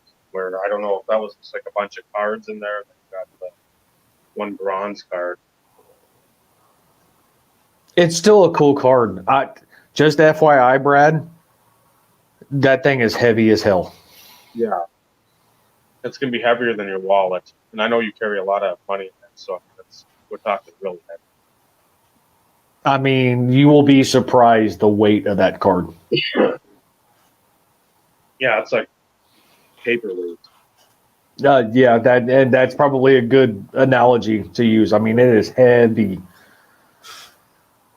And I know it's a base rookie card that still sells okay. I mean, you still can pick some up for cheap. Graded, good luck, because it's got that black border, but the 92-93 Shaq upper deck, that is... Oh, the draft one, the actual, like the redemption with the three. Yep. I have that too. That's the 1 year, 92, 93, 93, 94. I didn't do a whole lot of football, but I did a lot of basketball. And actually, if I go back, I actually did 90 and 91. And I did all retail in 90, 91. But then again, during that time, most everything that was retail was also hobby. There was only minor changes depending on some of the brands. But 92, 93, I have like oodles and oodles of Shaq rookies between Upper Deck and Hoops. And, I only wish there was Topps Chrome back in those days because I probably would have had a crap ton of those too. But, I kept all my Shaqs, kept all my mornings, and then 93, 94 was Weber and Penny. And I still have them all. I never bothered to do anything with them.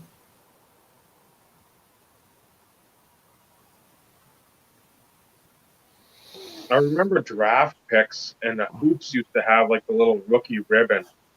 You remember on the silver border for David Robinson's second year, the 1991s? It had that little rookie, and then it had like a little ribbon or some kind of thing on there. 'Cause that was what I thought was his rookie before actually finding out. I get this way back when I was a kid, when he had the Hoops holding up the Spurs jersey or whatever it was, the white border from 89, 90. But yeah, I remember that rookie, and I think Clear had like a connotation in the bottom corner, like a rookie. See, I was trying to think of any of the other brands because I remember Hoops. I had a lot of. Later, Bob. Have a good one, man. I opened quite a bit of that too, and thinking that was Robinson's rookie, but that was the notation.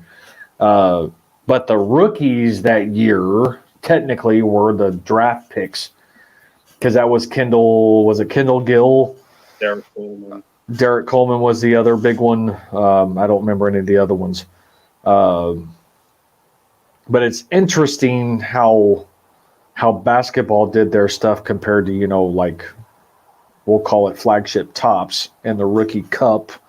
That was always what you looked for from a Topps perspective for rookies. But even then, in football, but I was kind of deviating from football for once, which I know is kind of crazy. But even then, even with the rookie cups for baseball, for instance, there was a lot of instances in which that wasn't their rookie card. It was their first Topps card. Mm-hmm. So then you add that extra level of complexity to, okay, what's actually considered so-and-so's rookie? Was it because it said future stars or was it the rookie cup? It just too many. And once you figured it out, it was easy to follow. Don't get me wrong. But at the same time, the whole objective from card collecting was all about kids. I mean, let's be realistic. Most of us started as kids. And that was, only a few of us who started collecting as kids actually carried it on to our adult life. Most of the time, you kind of grow out of it. But why make it confusing? Why would you want to sit there and go, okay, well, the rookie cup actually indicates their first Topps card, but yet the future stars notation, because I can remember in 87 it was across the bottom because Bo Jackson was in 87, and then 88 it was notated across the top. For whatever reason, those are the 2 years that stick out in my mind. But that was early on in my collecting years, though, too, and because Topps was so damn cheap, Everywhere. I opened a lot of Topps. And that was time too, before all that stupid licensing and what's really a rookie as a rookie came into play in like 2006. It's like you could have Verlander in 2005 Bowman draft, but and Prestige and Upper Deck Reflections, all this other stuff. Those were considered rookies. 2006, that wouldn't be unless he had made his debut, which he did. But let's say he was still in the minors 2006. You wouldn't have any cards because then you had the thing where you had to make your debut and have that little stupid rookie logo on the bottom corner. That all of a sudden, that's basically what the hobby's about. Kirby Puckett's rookie's the 84 clear update. I always think. By rule of thumb, absolutely. But I always think of 85 Fleer. I know, and it's just. So, and then when they had the XRC, I'm like, I don't need an extended rookie card. Stop it. You're just confusing everyone. Nobody knows what's going on. Well, I like when just had the super rookie for football or hockey. Well, and go back to USFL. Mm-hmm. I mean, you had 84 and 85 USFL, and those were the XRCs, but yet when they actually started playing in the NFL, they had NFL rookies. Mm-hmm. But, you didn't start seeing the cups in the future star or the super rookie, star rookie, any of those notations until later on in the 90s. Because you look at, 84, 84 tops, Marino Elway. There's nowhere notation that that's their rookie card. No. Joe Montana. Granted, his rookie card's 81, but that's not his rookie year. No. That's his first produced card. Mm. And that's always where, you kind of sit there and you scratch your head and you're going, okay, I did this because I wanted to collect cards of players, these grown men that play these games that, I loved as a kid and played as a kid, maybe played in school or whatever, and hoping that I would, get the opportunity to play professional sports. But as somebody who's coming in trying to collect, and this is what's hard, a lot of the newer people, things are, I don't want to say they're more simplified. There's still some complexities with, rookie debut over rookie card. There's still some of those deviations. But to try and explain something to somebody who collected in the 80s through the ages, through, 2010, 2011, and try and explain to them all these deviations and variations pertaining to XRC, first rookie card, first tops, they look at you like, what the hell are you talking about? You want to try and explain to me what it's like to collect cards, and you're throwing this crap at me? No, I don't get it. That's too confusing. No, where Chipper Jones had the 91. The struggle is real. Yeah, those were his rookie cards. Then he had a 92 Bowman, 93. Then you have like the 93 Pinnacle or whatever. Then you have like the prospect on the card, or like Future Star. It's like, no, you can't have a guy like in his third or fourth year being like a Future Star or a prospect when he's already had 3 years, 4 years of cards, 2 of which have been in the majors. It's like, yeah, he might get hurt. That screws everything up, but still, you don't need to have. Because there's somebody else I remember looking at the back of the 88 score, and I think he had been in the majors, again, cups of coffee for 85, 86, and 87. And I looked, I'm like, why is this guy a prospect? He's already been in the majors 3 years in a row. Even with limited time. He's still there. Yeah. How is he still a prospect? How does that even, how can you say that? So, I don't know. Well, and I think that's also why I stayed true to football. And every once in a while may route to basketball, because it's one of those in which typically the rookie notations were very easy to follow in my main collecting years. Baseball just confused the shit out of me, especially when you started adding, your regular, for instance, your regular Bowman, and then your Bowman draft, and then it's like, okay, wait a minute. You've got the same players crossing the same thing. Well, help me understand why this is considered a true rookie, and this is also considered a true rookie, but it's 2 different years. I never understood any of that. No, once Bowman started doing like the first draft or the first Bowman card in 96, 96 or 97, it's just like, I don't get it anymore. It's everybody has 7 rookie cards in 3 different years. I don't know. Just tell me which one's the rookie card that I need to look at. Right. Well, and that's,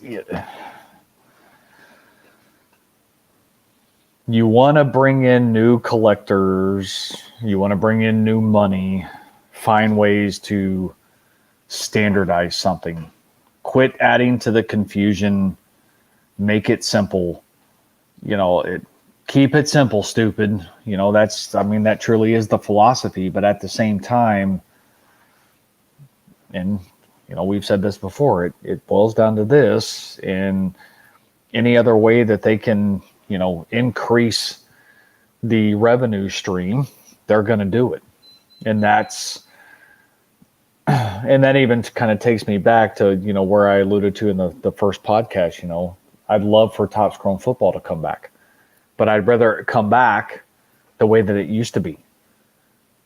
Get out of the autographs, the rookie patch autographs, the rookie patch refracted. Go back, base set with your rookies, your refractors. I'll even say black refractors are okay. I mean, I can go to that extreme. Your inserts, and then your refractor version of said inserts. That's all you need. You don't need anything else. Because let's face it, and don't hold me to this, an 05 Topps Chrome Aaron Rodgers, graded PSA 10, 9.5, whichever one is your preference, sells damn near close to the amount of some of your autograph rookies and or your patch autograph rookies when they started doing that.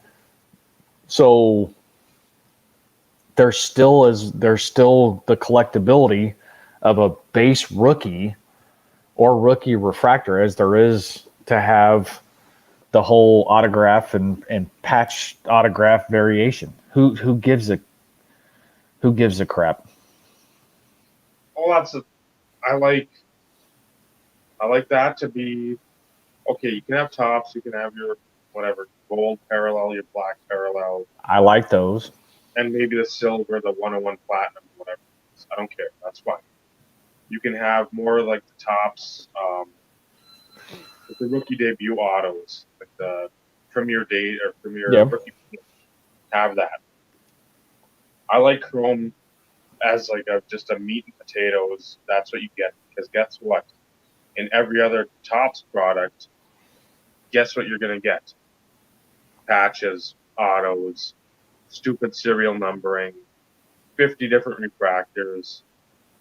Just keep Chrome as something that's real basic but really appealing. And then they wouldn't. It'd be like 70 wave parallels, some sort of hyper plaid, spasmatic, whatever. Like, you don't need that. You're just cards. Yeah, they oversaturated it with the varying parallels. And, it's one of those in which I know there are some individuals that love rainbows. Hey, I'm one of them. I'll be the first one to admit it. It's something, it's a challenge. If you truly are going to go full rainbow, all the way up through the 101 parallel or anything along those lines. Yeah. I like that hunt too. But at the same time, if to do it every year and then add some additional ones the following year, that's to where it gets a little excessive. And I think I mean, I have one, was it the first or second year of Prism football? I think I have them all but the 101. And I don't know if I even ever saw it. I mean, it was fun. I mean, it really was. But at the same time, I just don't understand the need for it outside of the given of they have to find ways to recoup some of the cost that it takes to manufacture and, design and changing of some of the technology that allows for some of that varying swirls and all that kind of stuff to display on cards.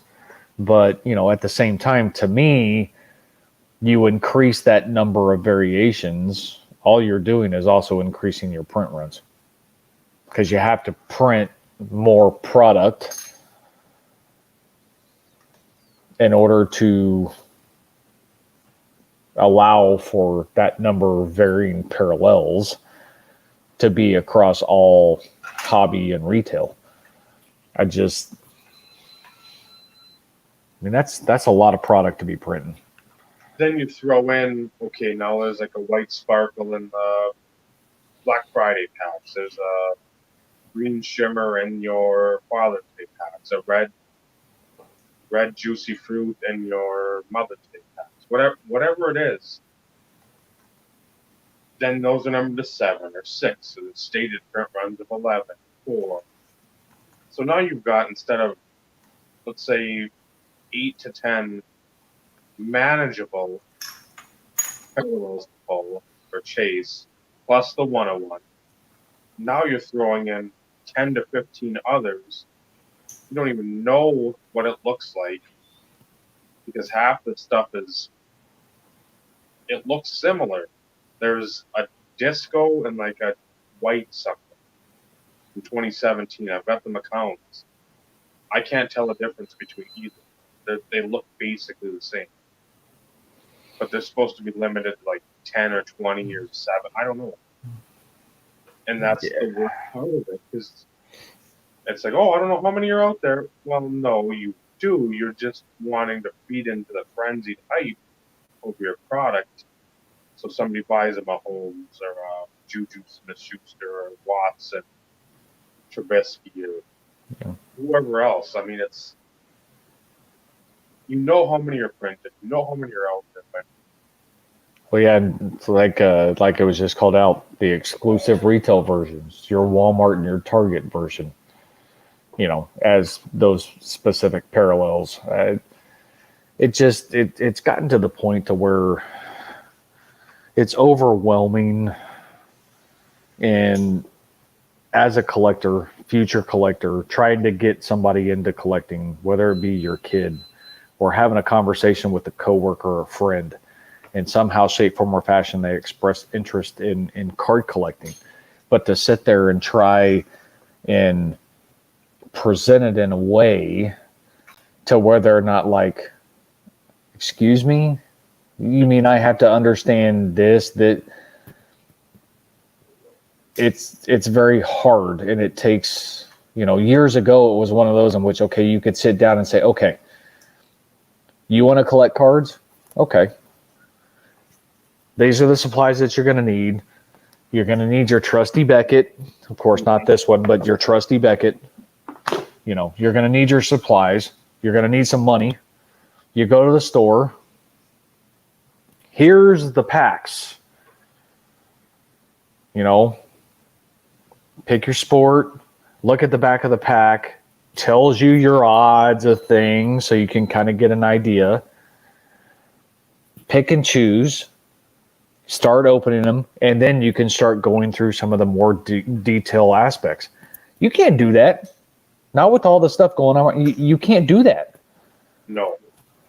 First, you can't go to retail and find anything. Well, right now you can't. That's yeah. Go to like a brick and mortar. Somebody's gonna be like, "How much for that flawless briefcase? How much for this immaculate box?" Yeah, and there's how many cards in that pack of flawless? And you want what? Okay, wait a minute. I used to collect years ago, and a box was, $50, $60, and it contained, 36 packs. Well, times have changed, my friend. Yeah, that's why I'm glad I've stuck with collecting through the years. Because I'd hate to be someday. Oh, I remember the Griffey '92 Elite or '91 Elite. Man, that was a great card. That was like $100 back then. Well, a raw copy's like 120 now. It only went up that much. Well, if it's a graded 10, that's like a $2,500 card or whatever. Or Like, more. Yeah. What? I mean, you're gonna just throw these people for a loop, and unless they really care about getting back in, which you start learning about everything that's changed, and like, I'll just look at eBay and just start looking up people. I'll do that instead. Yeah, because there's additional complexities, grading, as you mentioned, and I don't know how anybody, especially, since this is supposed to be a kid thing, okay? Card collecting was supposed to be a kid thing. It's no longer a kid thing. It's a grown-up thing. Yes. I don't know. And I think that's sad to a certain degree, because if you want to keep something going, you have to continually bring in new blood. And if kids can't understand it because of the complexities and things along those lines, it's at some point, it's only going to be us old farts that are doing this. And then once we all kick the bucket, what's going to happen? There's always going to be investors and things along those lines. I mean, we all know that. But, when all of us collectors kick the bucket and there's only a small handful of young people, the hobby's going to die.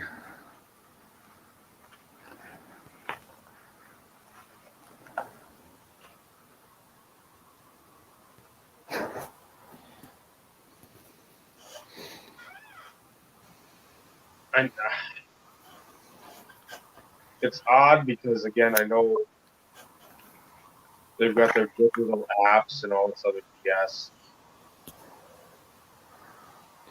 That's something, again, for pretty much everybody that's our age, or I'd say probably like 25 and older, 25, 30-ish, somewhere in there.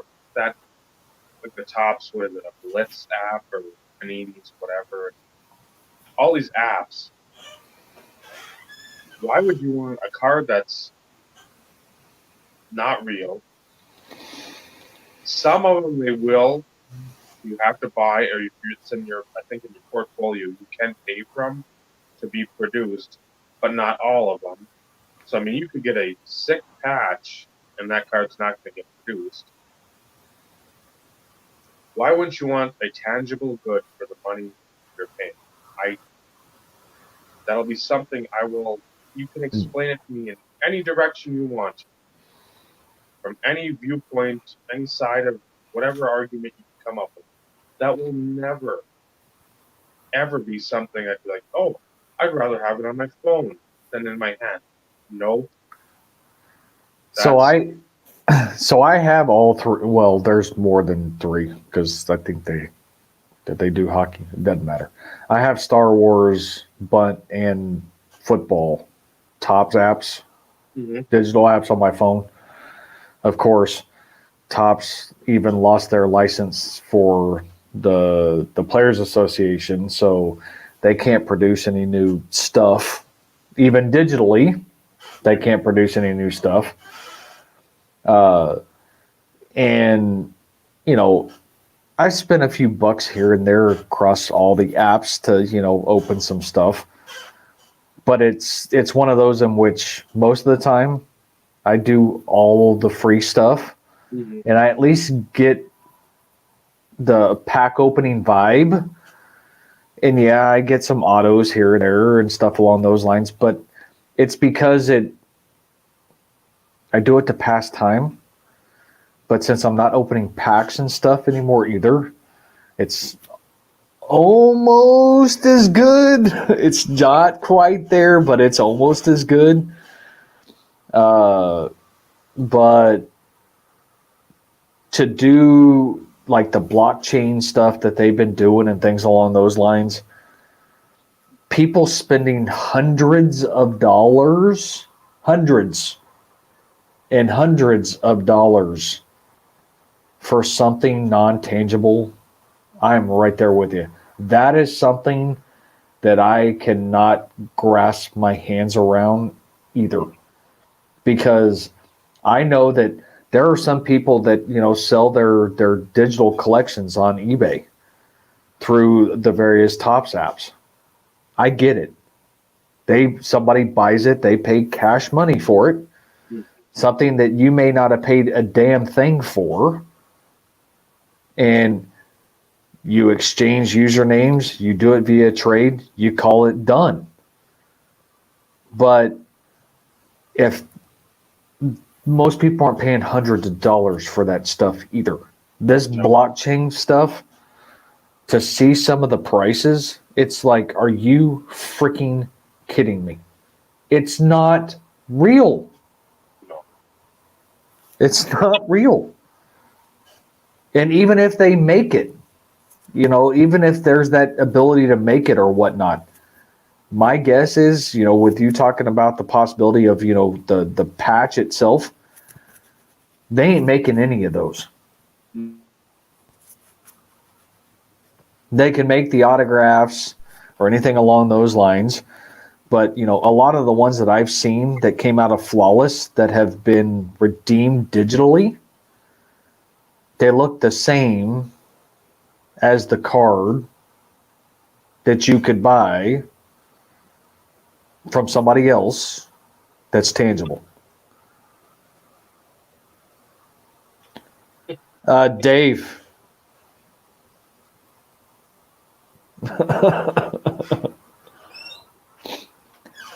No, I get where you want to get kids somehow in the hobby. But not to, you can't do that for something that's costing hundreds of dollars. I know that. I'm just saying through the app. That's because again, if you can't find retail anywhere, mom and pop, they're halfway smart, aren't going to drop $250 on a box, $1,500, $2,000 on a Flawless briefcase. But yeah, when kids don't have that feeling of actually opening packs, huddled with like their friends, it's I can swipe or whatever on the phone. It's like, no, that's not even for us. That'd be great just to I killed some time busting a pack of whatever. But for a kid, if that's like his main collection, if he goes to like a card show, imagine the dealer like, "What are you looking for, kid?" "Well, I got this collection." "Well, where is it?" Yep. Your phone. "Well, no, they're on my phone." No. I don't even want to be in the state that is actually occurring in, because I don't even know what I would do as a patron of the card show. I'd be like, "Are you fucking kidding me?" Yeah, I'm sorry, no disrespect, but this ain't worth shit. Yeah. And the fact that, and this is for those who care, whether or not anybody has it or not, the maximum number of cards you can trade at a time is 9. So if you've, compiled a collection over a few years and you have, 20,000 cards in said collection, That's like an all-day affair to sit there and quote unquote trade that entire collection to somebody else. Most people wouldn't put forth the effort, not to mention, hey, you got 20,000 cards. Okay, so I see you got, 100 autographs, and you've got some good name people in here. But since I can't physically touch it, just for the autographs, I'll give you $5.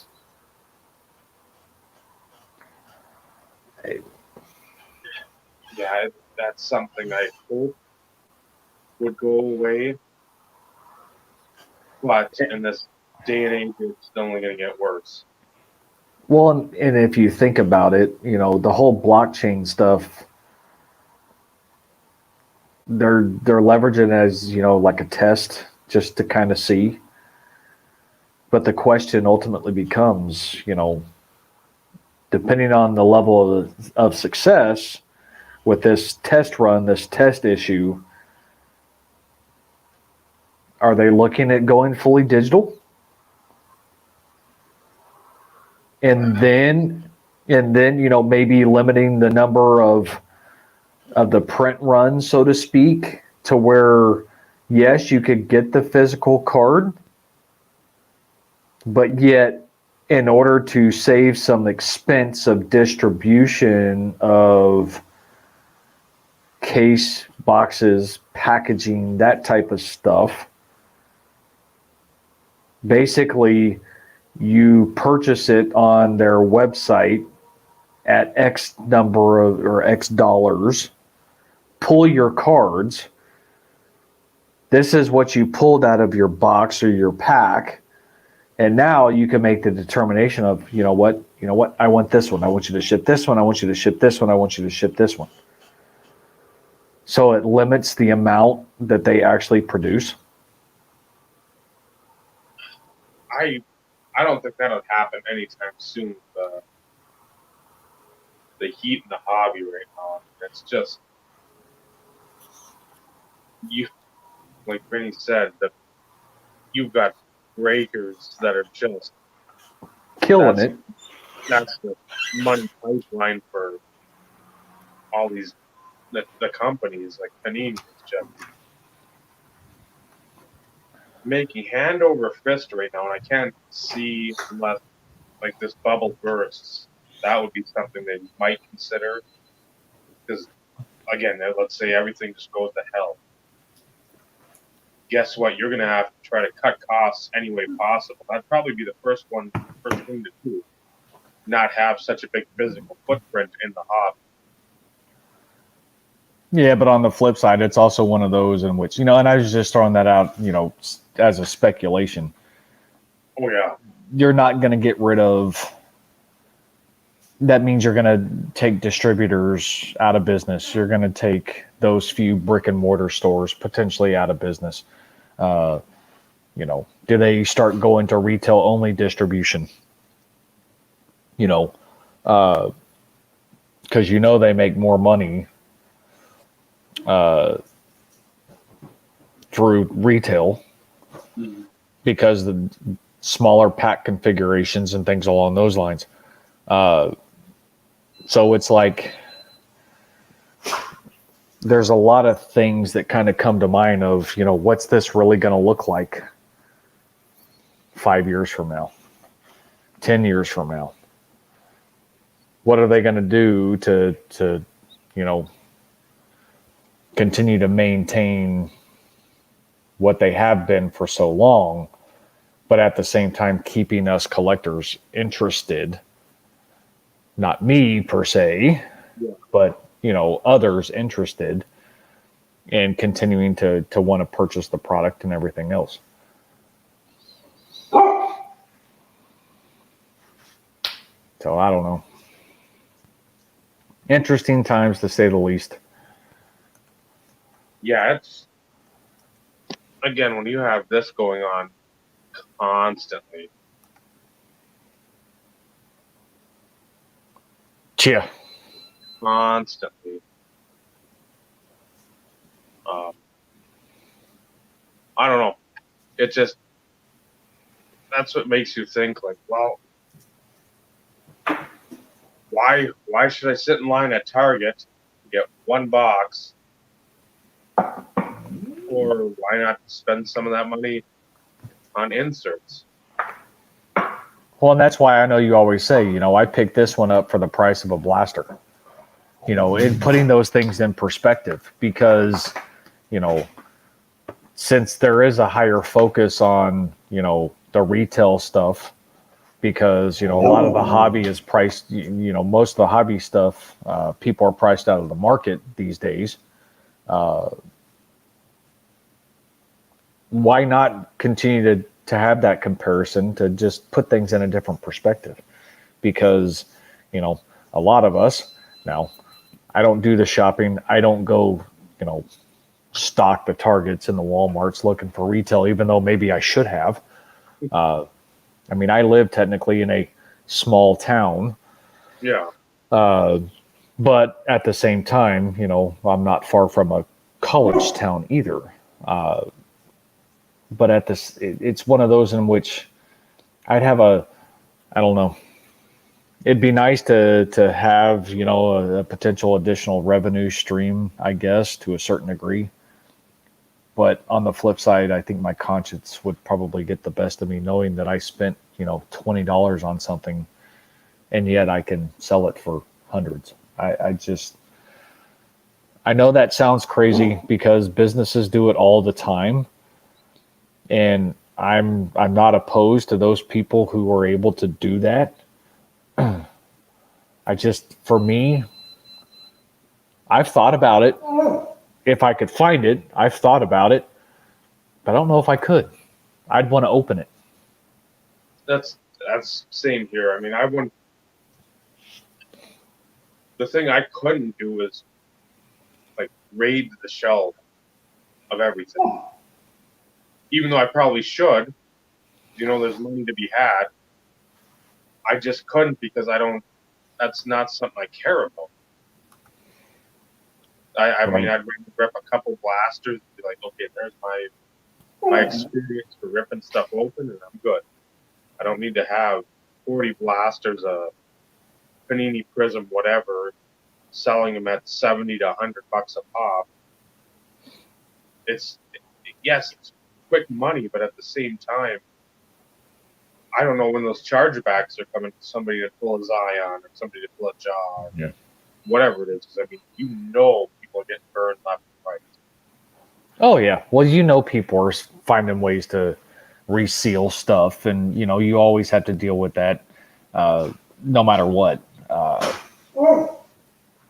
And that's always the concern because return policies are very lax. I know Walmart, and I can speak for Walmart.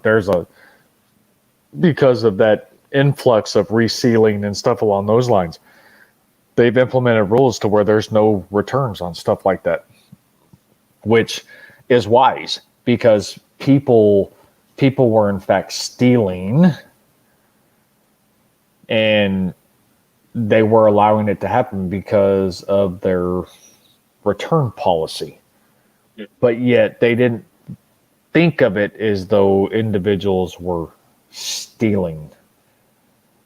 No. So That's why I just stick with the inserts, stick with the parallels.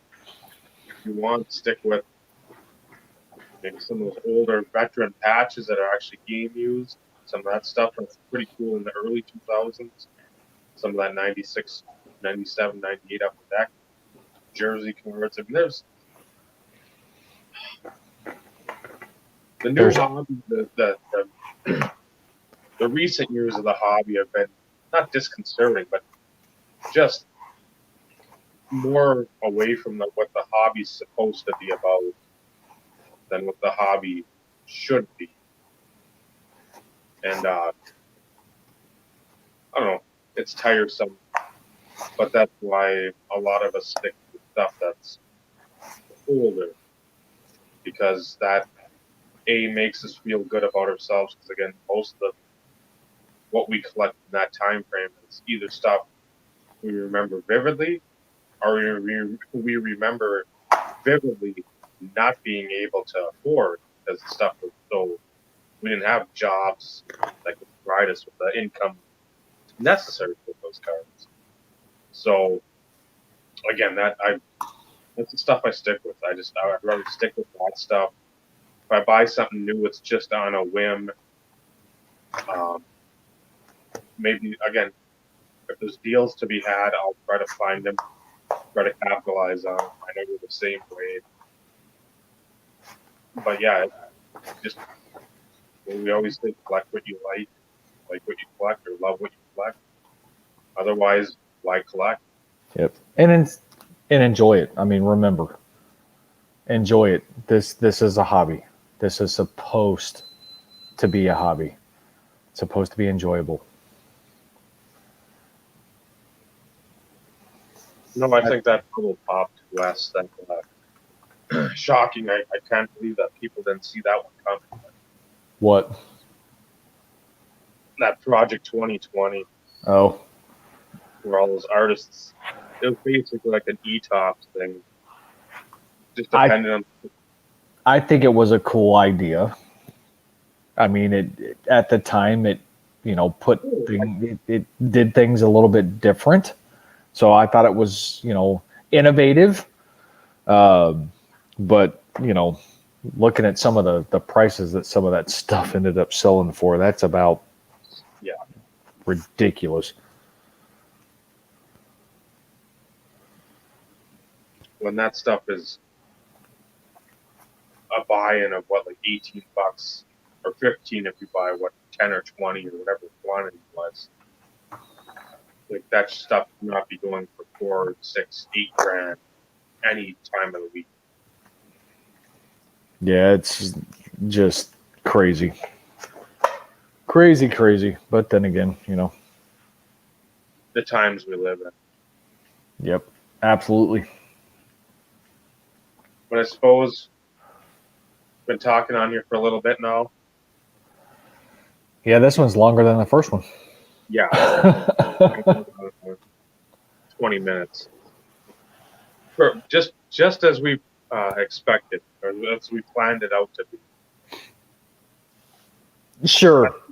I think we covered the topics. Once again, rambled on a little bit of other stuff too, but actually had some topics to go on, and a little banner thing on the screen seemed to help a little bit.